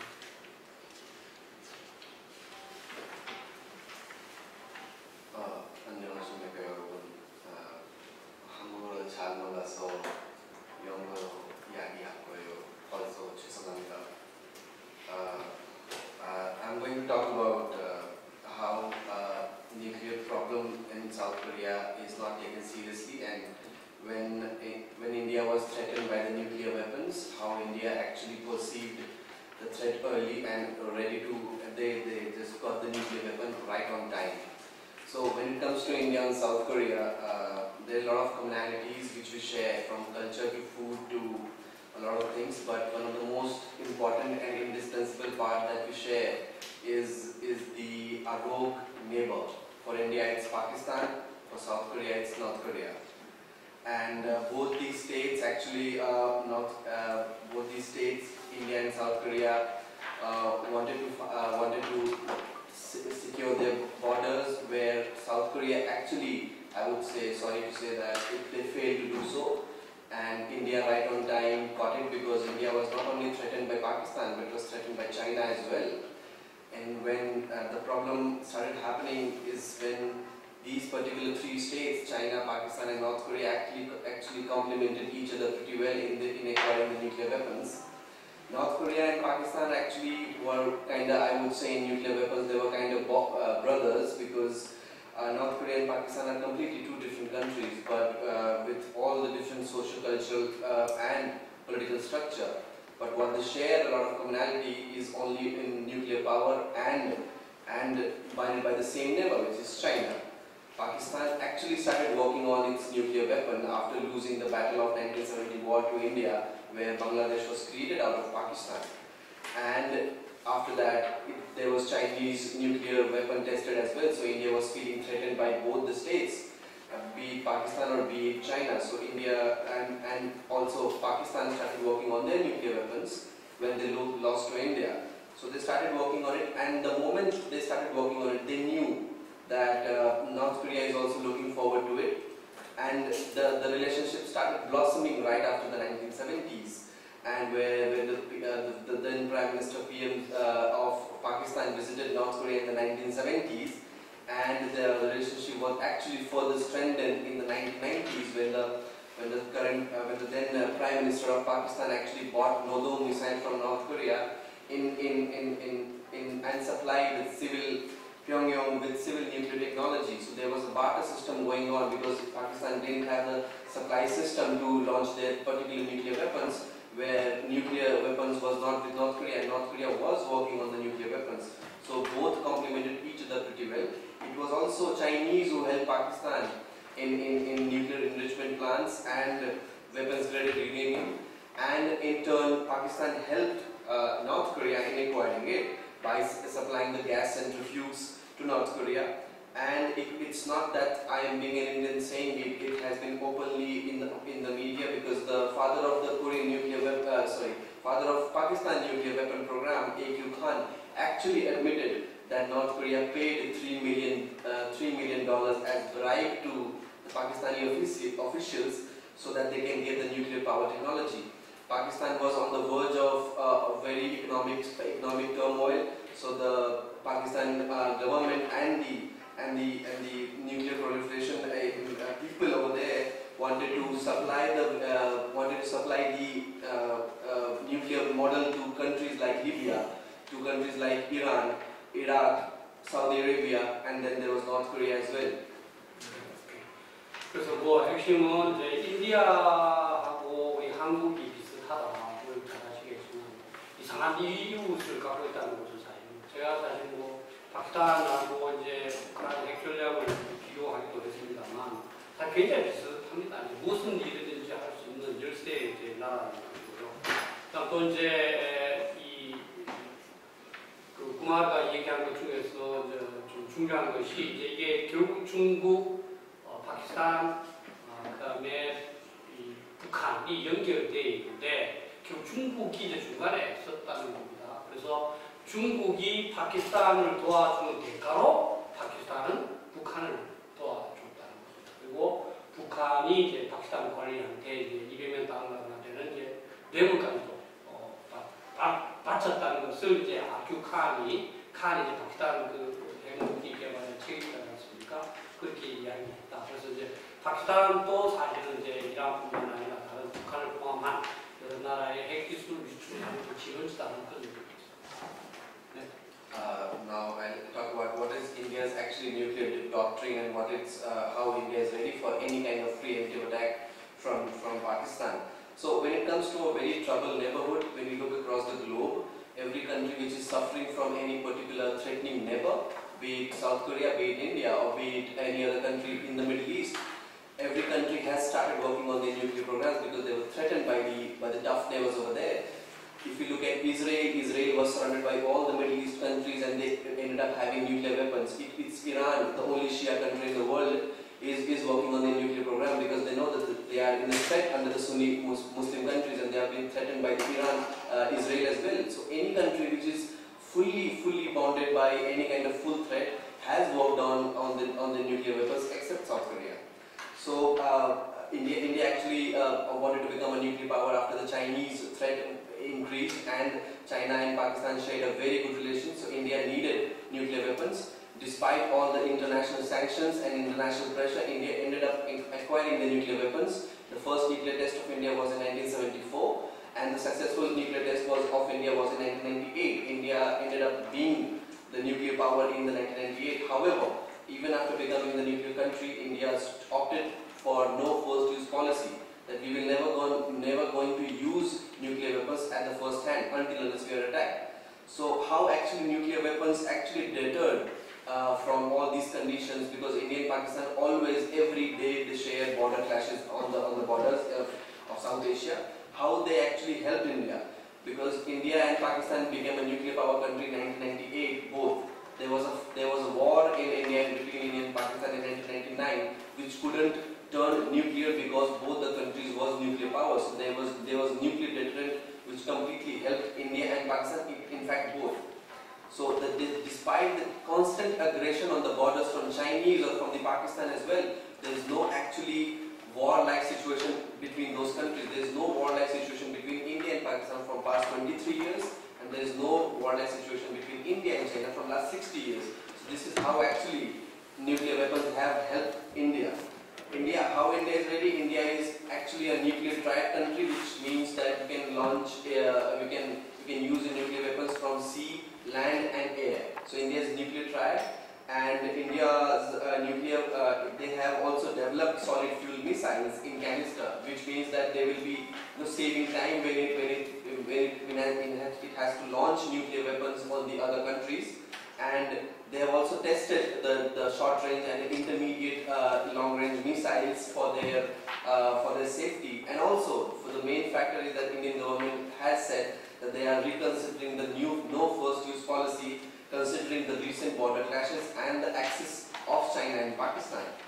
And how I would say on the North Korean threat, as an Indian, as an outsider who has actually studied about South Korea and North Korea, how a common Indian sees the nuclear threat of North Korea. North Korea is actually Let me show this. 그래서 인도의 이제 핵 정책에 관한 그 부분이 있는데요. 핵심은 이제 이 한국, 인도 어느 나라든지 사실은 그렇습니다. 핵 위협에 직면했을 때 다 이제 핵무기를 개발을 했는데 한국만 이제 했다는 것이고, 인도도 이제 중국 때문에 핵무기 개발을 다시 한 뿐만 아니라 어쨌든 핵무기 개발하고 먼저 쏘지는 않겠다는 이런 정책을 정립을 했다고 합니다. 그러면서 사실은 이제 이게 파키스탄과 인도의 핵 균형, 이것이 국제사회에서 굉장히 효과적인 것으로 그렇게 분석을 하고, 여기서도 이제 양쪽이 핵무기를 개발하고 나서는 전쟁이 없었다는 거죠. 23년 동안.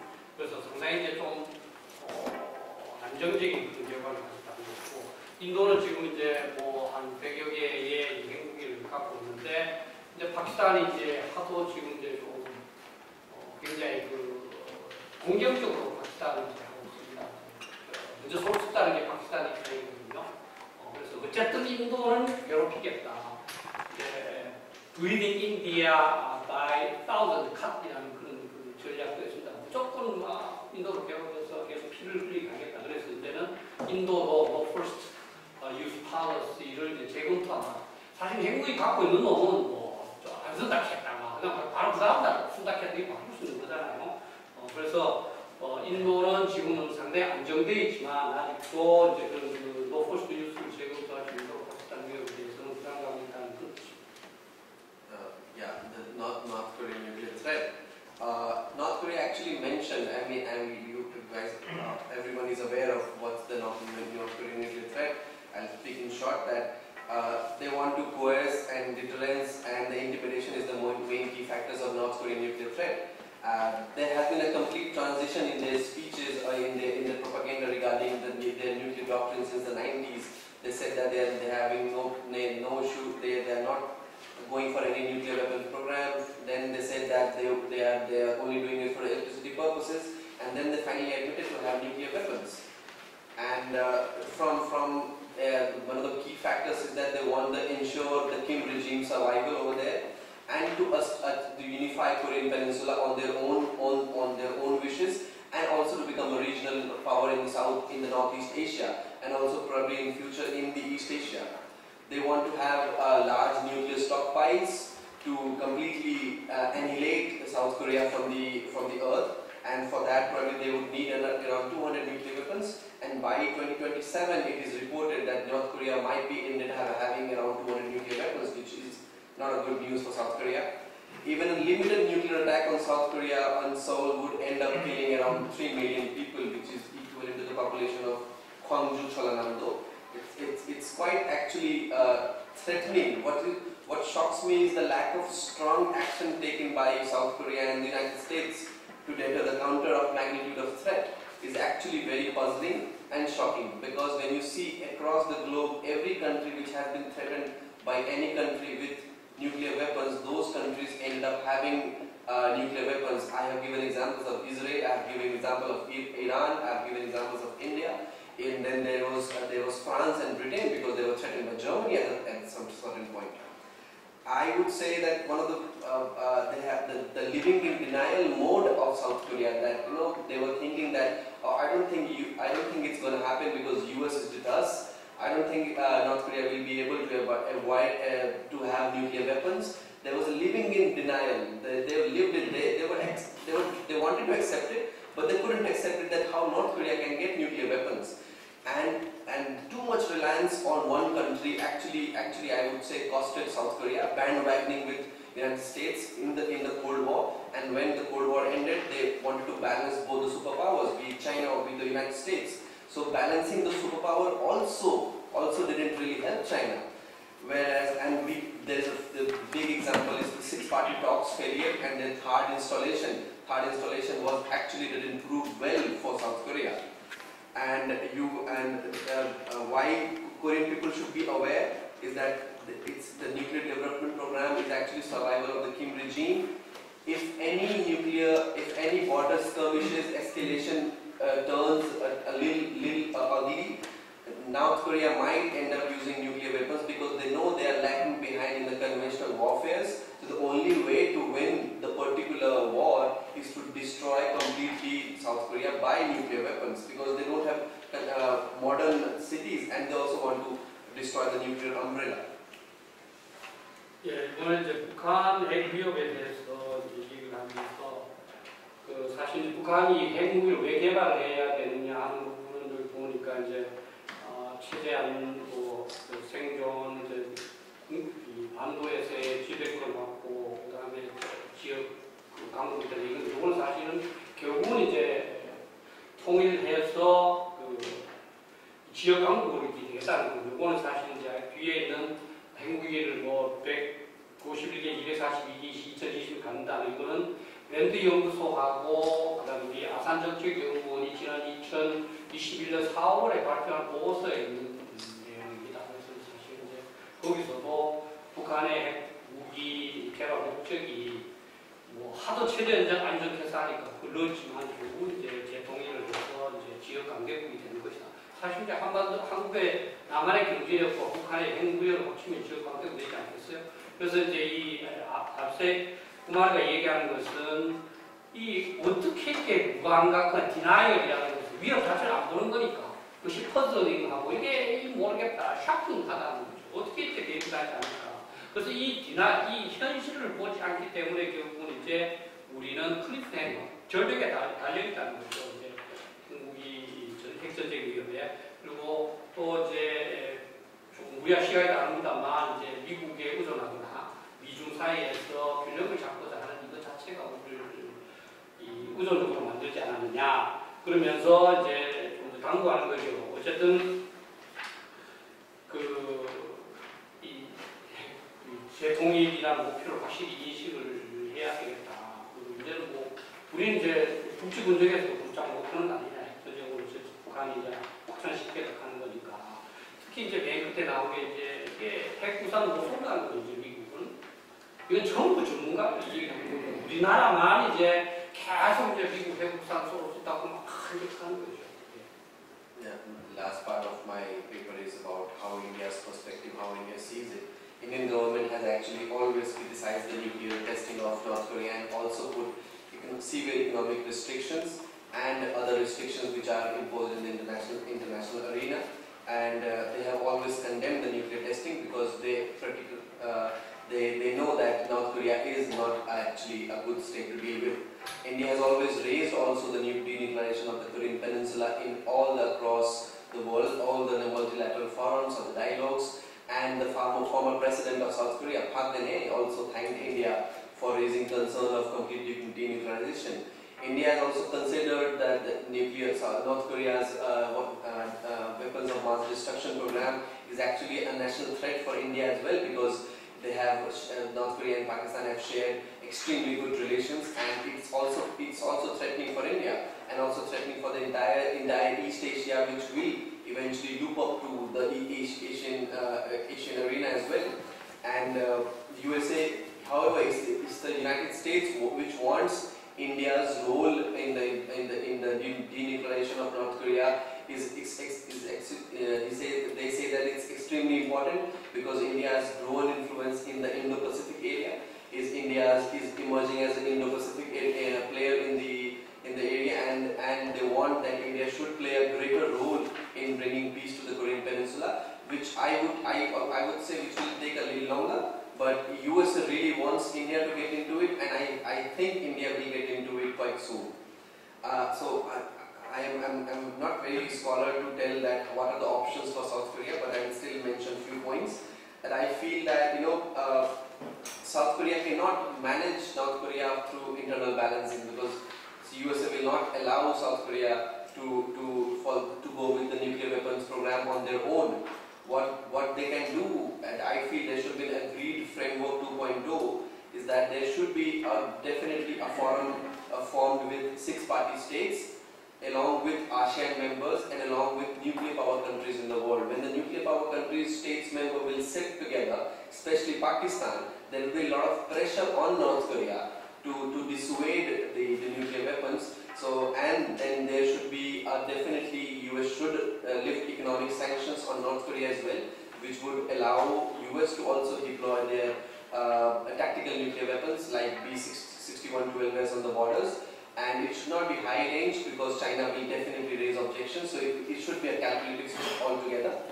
And there should be always a 2+2 meeting of South Korea and North Korea biannually or annually to deal with the nuclear issue.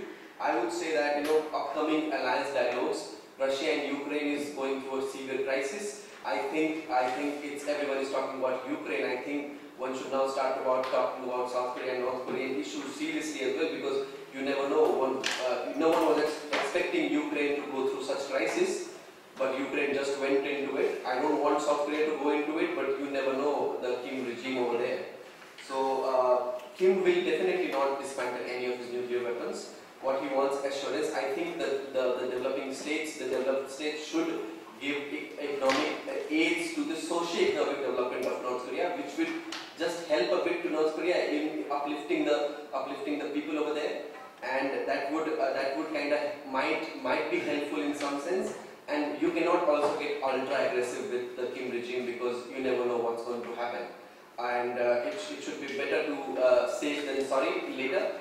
And foreigners like us will also feel a bit more safe in South Korea after that. Thank you very much. And 감사합니다. 우리한테 좀 이렇게 했으면 좋겠다 하는 것은 결국 이제 미국의 이 핵무기를 한국에 갖다 놔야 되는 거 아닌가 하는 게 이제 알색도 얘기하는 거고, B-12-12라는 것은 미국이 유럽에 있는 그 전술 핵무기, 비행기용 그거를 이제 계량을 해서 이렇게 하겠다는 겁니다. 그런 것들을 한국에 갖다 놔야 되지 않느냐. 한미연합사가 핵전쟁 수행 유지를 해야 되지 않느냐. 그렇게 얘기하는 것이고. 그래서 우리하고 조금 더 생각이 다른 건 어쨌든 인도는 남들을 이제 계속 비핵화를 지지해 왔을 뿐만 아니라 어쨌든 조금 이제 이코노믹 생션을 경제적인 조치를 조금 완화시키면서 국민들을 좀 살게 해주는 그런 방안도 필요하지 않겠느냐는 그런 것이었습니다. 그래서 전반적으로 우리 한국의 입장에 대해서 인도는 상당히 공감을 하지만 어쨌든 좀 더 대가 미흡하다는 부분에 대해서 상당히 걱정하는 그런 두 개의 내용이었습니다. 고맙습니다. I think the government of South Korea should also ask the government of Pakistan and should help responsible to Pakistan that why did they do that, and there should be a constant pressure on Pakistan as well to put pressure on North Korea. So I think government of South Korea has failed to do that because they have relied much on China, and they should also pressurize Pakistan for the same. 예, 사실은 이제 우리 정부가 그 북한 도와준 문제에 대해서 파키스탄한테 사실 책임을 좀 물어야 되는 거 아니냐. 근데 이 그만의 생각하려면 우리가 친중국, 중국한테 이제 잡혀있기 때문에 그런 그 행동을 못하는 것 같다는 그런 것이었습니다. 오늘 주제에 대해서 발표를 다 했습니다. 그래서 이제 오늘 이제 저희들이 이 보이를 통해서 제공하려 하는 메시지는 뭡니까? 우리가 할 수 있는 것부터 포럼에서 뭘 하자. 그게 충분하다고 말하는 건 아니다. 계속 미국의 도움만 얘기하지 말자. 그래서 오늘 여기 토론되는 것도 중요하지만 여러분들께서 제가 파일을 다 보내셨기 때문에 혹시 못 받은 저한테 얘기해 주고 그런 것들을 많은 친구들한테 보내줘야만 된다. 보내줘야만 된다. 그렇게 해서 많은 사람들이 읽고 공감할 수 있도록 그렇게 해주시면 좋겠습니다. 오늘 이 발제 내용에 대해서 다 같은 생각입니다만 그래도 좀 전반적인 부분에 대해서 토론을 이제 하겠습니다. 먼저 제가 미리 이제 사실은 조영 교수님이 말씀한 것이 핵심 기록인데 제가 미리 있어서 제가 쓴 게 아니고 조영 교수님 핵심 기록이라고 썼습니다. 그 부분에 대해서 먼저 교수님 좀 예, 반갑습니다. 한반도 선진화재단의 조영기입니다. 제가 최근에 읽은 책 중에 재밌는 거가 후회의 힘입니다. 영어로 파워 리어렉트인데 후회를 하면 그 후회를 하고 어떻게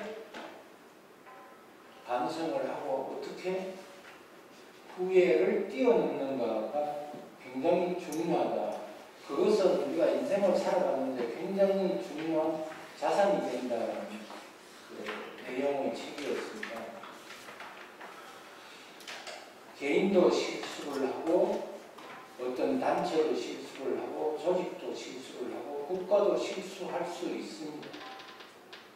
그러나 이 실수를 계속 반복하는 것은 굉장히 문제가 된다라고 저는 생각합니다.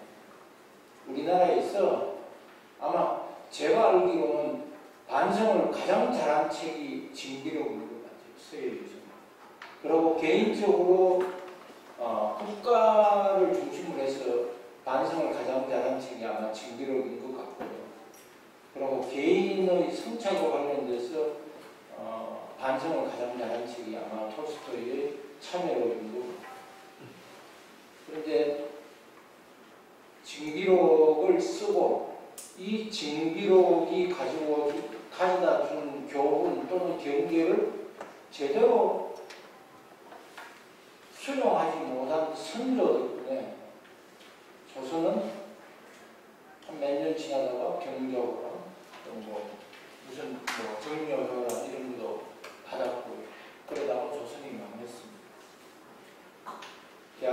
이 징비록이 우리에게 주는 교훈은 예나 지금이나 앞으로도 저는 똑같다고 생각을 합니다. 이 시점에서 다시 징비록을 끄집어낼 수밖에 없었던 것, 특히 북핵 징비록을 끄집어낼 수밖에 없었던 것은 우리는 왜 북한 핵 문제를 대처하면서 무엇을 잘못했는가에 대한 반성이 치열한 부가 하나도 없었어요.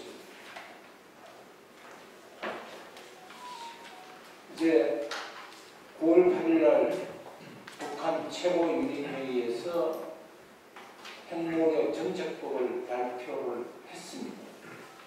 이거는 사실은 이제 이론적 위험이 아니라 실제적 위험이에요. 치명적 위험이에요. 그런데 어제 지금 조금 전에 9월달에 들어와서 지금 북한이 단거리 미사일 3번 쏘는데 우리 자동차에 크락션 울리는 정도로밖에 국민들이 생각하지 않는 것 같습니다. 이런 점에서 민족인데 그래서 민족이라는 단어가 나왔으니까 용어 정리 하나 꼭 해야 될 것 같아요. 북한이 가지고 있는 민족하고 한국이 가지고 있는 민족은 다른 민족입니다. 민족의 가장 중요한 것은 바로 그 민족이 국가를 어떻게 형성할 수 있는가. 그 국가를 형성하는데 국민이 권리가 있는가 없는가가 중요합니다. 한국이 생각하고 있는 한민족은 국가를 형성하면서 주권 재민이라는 굉장히 중요한 정치적 의미를 가지고 있는 거가 있었는데 북한은 김일성 민족으로 변질됐습니다. 그래서 같은 민족이 아닙니다. 이 이야기를 드리고요. 또 이야기 나오면 한국 사람들이 북한이 이야기하고 있는 평화 또는 대한민국의 좌파들이 이야기하고 있는 평화에 대해서 굉장히 많이 쏟고 있는데 대한민국이 이야기하고 있는 평화와 북한이 이야기하고 있는 평화 또는 중국이 이야기하고 있는 평화의 개념은 다릅니다. 러시아가 이야기하고 있는 평화의 개념은 다릅니다. 뭐냐면 한국이 이야기하고 있는 평화의 개념은 전쟁이 없는 상황입니다. 북한이나 중국이나 러시아가 이야기하고 있는 평화의 개념은 개혁투쟁이 완성된 상태, 사회주의 국가가 형성되어야만 그것을 평화라고 보고 있습니다. 그래서 이런 점에서 우리가 이제 봐야 되고, 자, 이제 반성을 하기 전에 우리는 어떤 잘못을 했는가 몇 가지만 이야기를 드리겠습니다. 92년에 김일성이가 70년일 때 80년일 때 워싱턴 포스트 저하고 인터뷰했습니다. 나는 핵을 만들 능력도 의지도 없다. 대한민국의 대통령이라는 사람, 좌파 학자들 전부 다 똑같이 저도 거기 동참했을지도 모릅니다. 북한 핵 만들 능력도 의지도 없다라고 학회나 이런 데서 전부 다 똑같이 영문서 지금 반복하고 있습니다. 또 북한이 핵실험하기 이전까지는 한국 차에서 이런 오해들도 있었어요. 통일이 되면 북한이 만든 핵무기는 대한민국 것 되는 거 아니에요. 이번 9월 8일 날 핵무력 정책법의 정문을 보시면 아까 우리 박지원 박사님이 봤는데 거기에 굉장히 섬뜩한 단어가 하나 들어있습니다. 그 단어가 뭐냐면 바로 영토 완전입니다. 이 영토 완전이라는 의미는 공산화 통일을 하겠다. 영토, 국토 완전에 대해서 가장 먼저 이야기한 사람은 누구냐면 모색동이고, 그리고 김일성이는 1946년 2월에 국토 완전이라는 걸 분명히 이야기했어요. 그러고 난 뒤에 일어났던 전쟁이 뭐냐면 6.25 전쟁입니다.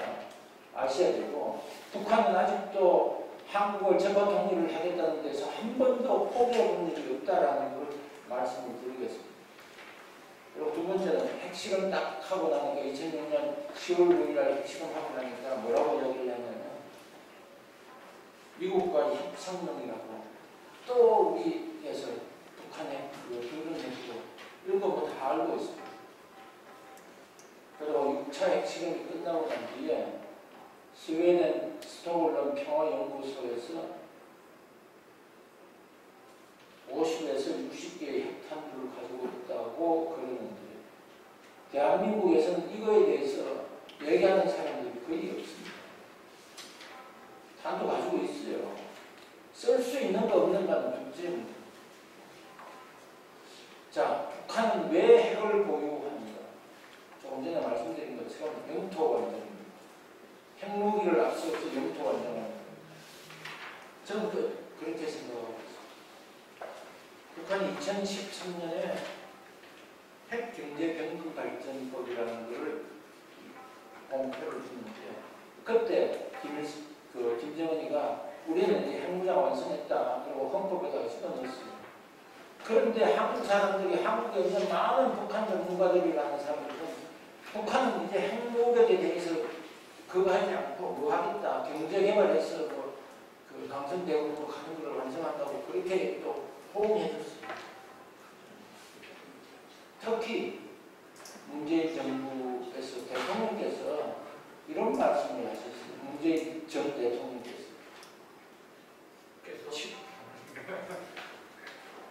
그래도 뭐 전 대통령인데 좀 존중을 해줘야 되는데. 취임 100주년 기자회견에서 북한의 미사일에 대한 레드라인을 어떻게 냈느냐고 그러니까 ICBM을 완성하고 거기에 핵탄두를 탑재한 거라고 이야기를 했어요. 핵탄두는 ICBM에만 핵탄두를 탑재하나요? 노동에도 무수단에 다 탑재할 수 있는 거 아니에요?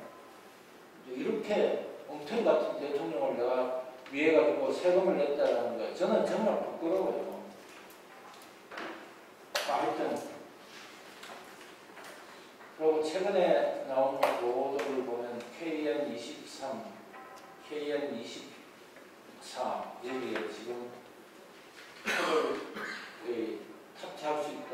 그게 9월 8일 핵무력 정책법의 핵심은 뭐냐면 전술에서 전략 핵무기에서 전술 핵무기로 바뀐 것이고 또 하나 중요한 것은 선제 사용을 할 수 있다는 것을 명시해 놨습니다. 그런데 우리 이거 안 믿어요.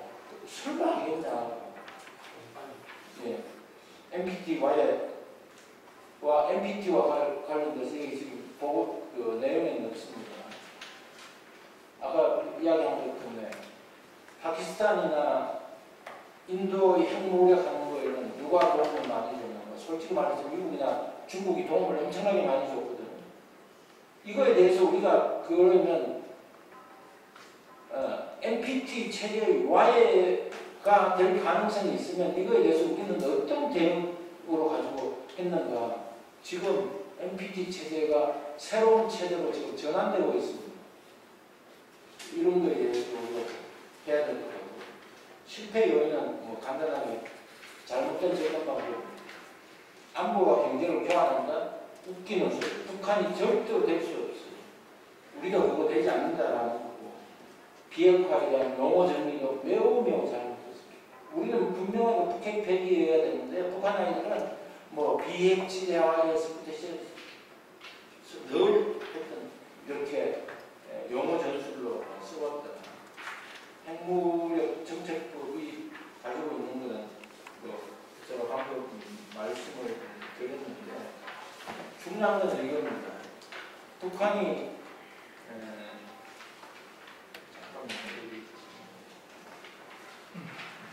지금 북한이 96페이지에 보면 김일성, 김정일 시대에 미사일을 발사한 것은 32회인데 어제까지 발사한 그 김정은 시대에 와가지고는 3번 더 들어가야 되는 거 159회 금년에만 22번 발사를 했는데 여기서 굉장히 중요한 거가 2019년 이전하고 이후하고가 굉장히 달라요. 2019년 이전에는 장거리 미사일이 굉장히 많았어요. 2019년 이후에는 거의 다가 400에서 800km, KN-23에서 24 또는 뭐 장거리 방사포 같은 그런 거였습니다. 그래서 이것은 이제 어디를 겨냥하느냐, 분명히 한국을 겨냥하고 있다는 데 대해서 우리가 좀 봐야 될 것 같다. 이제 마지막으로 자수자본 전략 두 가지가 우리는 해야 된다고 생각합니다. 대한민국의 국력은 이제 굉장히 많이 심해졌습니다. 아직까지도 동맹 의존에 의한 자강을 하려고 이 패러다임을 바꿔야 되는 것 같아요. 자강에 의존한 동맹을 기반으로 모든 패러다임을 바꾸고 생각을 전부 다 바꿔야 돼요. 안 바꿔야 돼요. 자, 북한이 핵무력 정책법을 발표했다는 건 우리가 그 개국 정책이 이제 완전히 북핵 정책이 완벽하게 실패했다라는 걸 의미하는 거니까 이거에 대한 대응 전략으로 뭐 지금 늘 하고 있는 거 뭐 삼축체계 완성하고 그거를 뭐 사드 배치하고 뭐 이런 걸로 중요한 것 같고, 그리고 신뢰성 제고를 위해서 요새는 2+2 확장 억제 전략이 EDS, SCD 뭐 이거 정리하는 거 굉장히 중요하고, 그리고 또 한 가지는 미국과 자동 개입과 관련돼서 이 동맹을 위해서 조금 한미 조약에 명문화할 수 있는 외교력을 좀, 현재 외교력을 좀 높여야 됩니다. 그리고 저는 마지막으로 중국을 좀 겨냥을 좀 했으면 좋겠어요. 중국은 북한 개발하는 데 굉장히 많은 도움을 줬다고 저는 생각을 하고 있습니다. 그래서 한국도 핵 균형과 관련된, 한반도 내의 핵 균형과 관련된 전략을 지금부터 좀 마련해야 됩니다. 그래서 저는 개인적으로는 미국과 협력하여서 한국, 일본, 대만이 중국을 압박하기 위해 가지고 핵무력, 핵무장, 핵무와 관련된 협의를 지금부터 시작해야 되는 거 아닙니까? 아니, 중국이 저렇게 하는 데에는 NPT 와해시키는 거하고 똑같은 의미예요. 우리는 지금 와해된 이 NPT 체제 하에서 계속 그거를 수용해 가야 되는 거? 저는 굉장히 국가의 그거로 봤을 때는 우리의 국력과 관련돼서는 맞지 않다라는 거고, 마지막으로 한 가지 좀 부탁드리겠습니다. 분명히 북한은 지금 핵 6번의 핵 실험했고 핵탄두 지금 50개, 60개 가지고 있다고 국제사회에서 인정을 하고 있는데, 대한민국 국방백색을 보면 아직도 핵과 관련된 내용해서 남북한 문자를 비교해놨지 않았어요.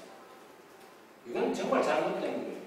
국민들을 기만하는 거 아닌가라는 생각이 들어요. 국방부가 지금부터 제대로 된 정보를 국민들에게 가르쳐주고 그 다음에 민방위를 하든지 뭐를 하고 해야 되는 거 아닌가라는 생각이 들어갑니다. 아니, 정말 잘못된 거 아닌가. 저도 개인적으로 그렇게 생각을 해요.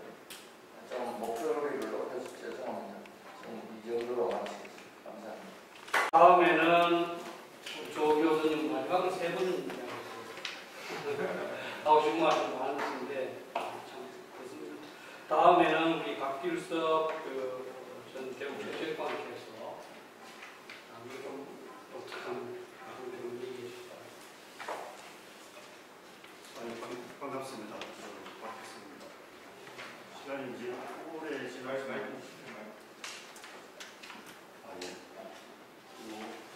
시간이 많이 지났지만은 이 정말 중요한 시기에 우리 씨라고 항상 제가 정말 이 책만 보면은 모든 게 담겨 있습니다. 제가 오늘 들어보니까 실제적으로 보고 있는데 이런 계기를 만들어줘서 고맙다는 말씀을 드리고, 저도 사실 북한 문제를 30년 이상 하고 있지만 이 책에서 보고 배운 적이 많습니다. 참 중요한 시기에 중요한 단체들에서 다 말씀을 드립니다. 저는 사실 이 책에서 자료집에서 나온 내용들을 정부에서 정말 곧바로 시행할 것을 시행하고 검토할 것을 검토해나가고 또 국민들한테 급하게 이해를 구할 것을 구하고 이런 과정들이 지금 당장 시작돼야 된다. 이런 것을 이야기만 계속되는 분위기가 아니고 정부에서도 지금부터는 국회 차원에서도 모든 기관들이 좀 실제적인 액션들을 해야 됩니다. 이렇게 저는 강조하고 싶습니다. 그래서 박사 교수님께서 정말 이 책이 많이 확산되도록 해야 된다 이렇게 했는데, 저도 그런 일조를 하도록 하겠습니다. 강의할 때도 그렇고 SNS도 그렇고 그렇게 해서 올리도록 하겠습니다. 제가 이제 오늘 이야기 드리고 싶은 건요, 우리 박필학 교수님이 항상 실제적인 이야기를 하지 않습니까? 뜬구름 같은 이야기를 하셨고, 오늘 세미나 제목도 핵무장론하고 핵폭력을 제외하고 좀 우리가 이해하지 않습니까? 사실 그게 사실 선택성이 있고 여러 가지 할 말도 많고 이런데 그런 이제 다 하나만한 이야기고, 실제로 우리가 하는 이야기 할 수 있는 일을 하자. 정말 이런 세미나가 저는 오면서도 굉장히 기분이 좋았습니다. 그래서 제가 SNS도 아예 좀 특이한 점을 누구나 잡아서 올린 것 같습니다. 제가 오늘 이야기드린 건 여러분들이 이제 대부분 이야기를 했고요. 저는 이제 갑자기 뭐 뒤에 토론을 하나 붙여라 해서 그렇게 이제 보내줬는데 핵심적으로 그냥 제가 생각되는 것만 이야기합니다. 제가 한 2가지나 3가지 한번 이야기를 하고 시간이 되는데요. 그렇게 이야기를 하고 제 이야기를 마칠까. 저는 이제 지금 핵지기력도 이야기 나오고 이랬는데 좀 더 보다 근원적으로 우리가 들어가야 될 필요가 있다. 우리가 잃어버린 30년이라고 이야기를 하지 않습니까? 지난 시간에. 잃어버린 30년이 왜 잃어버렸겠습니까? 그러니까 지난 문재인 정부 같은 경우는 제가 가끔 칼럼에도 그런 걸 썼지만 그야말로 데일리 베이스 어프로치를 했습니다. 굴라비 사랑이라는 표현도 좀 자극적으로 쓰고 있지만 그야말로 죽을 줄 모르고 하루살이 같은 대북 정책을 취했죠. 저쪽에서 이렇게 핵전략하고 실물을 보여주고 무시를 하고 위협을 해도 저쪽에서 이렇게 하지 않겠냐 이런 짝사랑식으로 하든지 추진했습니다. 정말 이제 지금부터는 우리 정부나 언론이나 모든 국민들도 이 안보 문제만큼은 정말 우리 교과서적인 스타일대로 가야 된다. 보다 장기적으로 하나하나에서 그야말로 5년도 짧죠. 정부 기간도. 그리고 안보라는 건 그렇게 되는 게 아니지 않습니까? 북한은 핵개발 60년을 준비해서 이번에 완료를 선언합니다. 우리는 며칠 만에 해결을 보려고. 안 그러면 임기 내년 1년 만에 될 수가 없는 일들을 우리 추구하는 거예요. 이 자세부터 우리는 고쳐야 됩니다. 정말 그래야지 앞으로 남은 기간 동안 잃어버린 30년이 아니고 잃어버릴 30년이 또 됩니다. 잃어버릴 30년이 되면은 저는 걱정하는 게 없습니다. 저도 안보 문제를 오래 다뤘기 때문에 이제 그때는 단순히 잃어버린 거 우리가 후회할 수 있는 게 아니고 우리 대한민국이 없는 날이 올 거다. 또 국민 개인적으로 따지면 자기 개인들이 그야말로 장성택골이 날 수 있다. 전체 국민의 반은 최소한 장성택골이 날 수 있다. 이런 정말 절실한 마음을 가지지 않으면 이 상태는 해결할 수가 없다. 그런 쪽으로 저는 강조를 하고 있습니다. 두 번째는 이 판단의 문제인데요. 김정은을 어떻게 평가할 것이냐. 저는 이제 김정은 대회도 책을 쓰고 뭐 이렇게 해서 김정은에 대해서 계속 과소평가하지도 말고 과대평가하지도 말자. 그렇지만은 정확하게 평가해야 된다. 이렇게 이야기를 하는 사람인데요. 정말 김정은에 대해서 아까 문재인 정부가 대북 정책을 데일리 베이스 어프로치 했듯이 김정은에 대해서도 27살 때나 지금 37살 때나 똑같은 평가를 하고 있는 것입니다. 저는 이렇게 보면 언론이라든지 학자라든지 모든 전문가들 우리가 저 지도자는 무슨 생각을 가지고 있냐 이 생각을 좀 더 냉철하게 봐야 되는데 어떤 고정관념이라든지 자기가 보고 싶은 것만 보는 소망스러워 이런 거에 기초해서 정책에 도움이 되는 쪽으로 자기들이 추진하는 정책에 도움이 되는 쪽으로 안 그러면 시민단체들은 자기들이 하는 운동에 도움이 되는 쪽으로 보수든 진보든 자꾸 그런 쪽으로 보는데 좀 더 냉철하게 봐야 된다.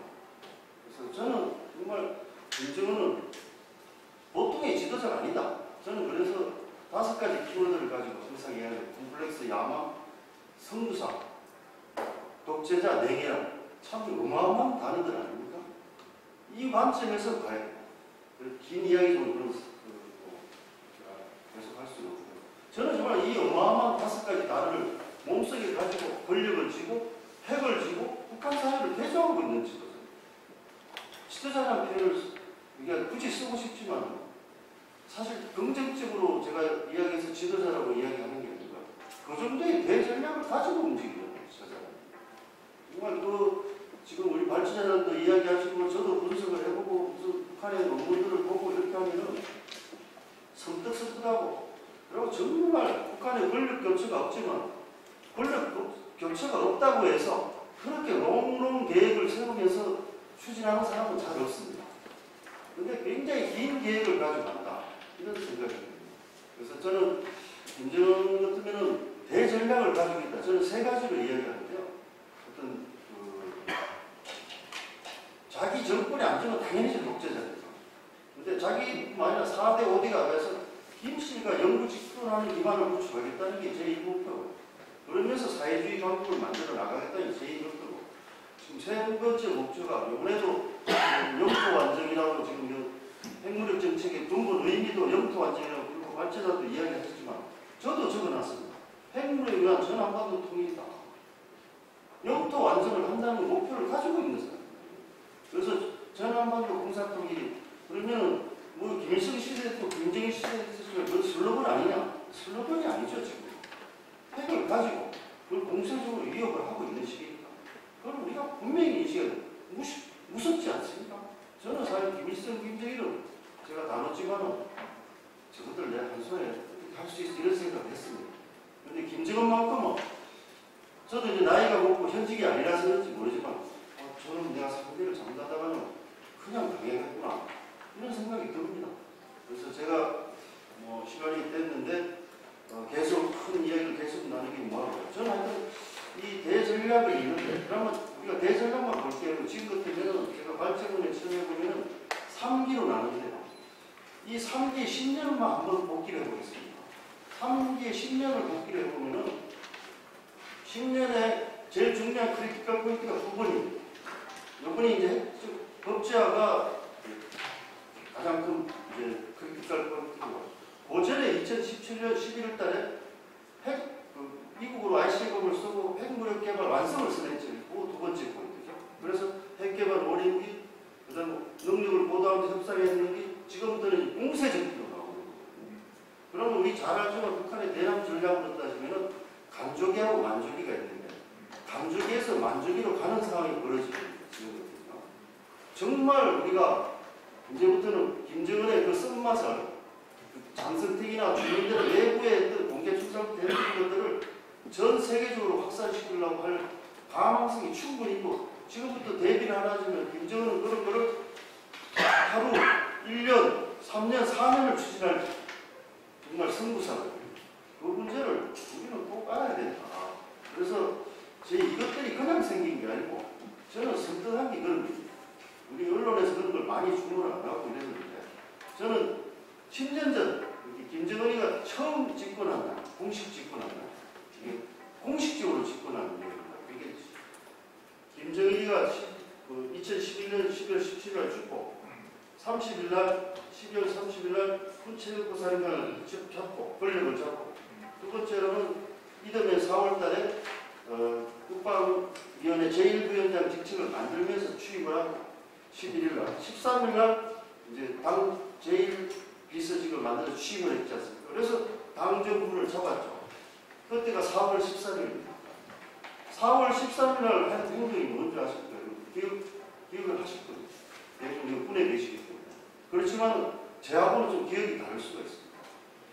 4월 13일 날 한 게 광명성 사무를 쏘고 쏘아 올렸습니다. 그것도 전 세계 외신 기자들을 모아놓고 4월 15일이 김일성 100회 생일이라서 그걸 기념한다고 했지만 실제적으로 저는 다른 생각을 가지고 이놈이 승부사기 때문에 저는 그렇게 생각합니다. 4월 13일 날 자기가 출범하면서 전시대에 아버지를 부정하고 이의구 합의를 했지 않습니까? 그 이의구 합의는 한 달 반 전에 했던 이의구 합의는 아버지가 추진하고 자기가 도와서 그냥 어쩔 수 없이 했는 합의죠. 미국하고 영양 25만 달러를 받고 미사일 모라토리움을 선언하는 게 이의구 합의 아닙니까? 4월 13일 날 한 행동이 뭐냐? 자기가 공식 집권 첫날에 한 행동이 뭐냐? 아버지가 시켜서 했던 걸 파기하고 자기가 미사일을 쏘아 올렸습니다. 나는 나의 길을 갈 것이다. 나는 지금부터 핵강국을 만들 것이다. 협상명이 아니고 진짜 그걸 만들 것이다. 그걸 지금 10년 한 겁니다. 10년을 해서 이걸 지금 법제화를 선언한 겁니다. 그러면 또 다른 10년, 제가 또 다른 30년, 제가 이야기했던 핵정책에 써놨던 이 영토 완전을 노리고 합니다. 당교하게 써놨던 전 인민이 행복한 공산주의 사회를 만들려고 하는 거예요. 그게 저는 강조하고 싶습니다.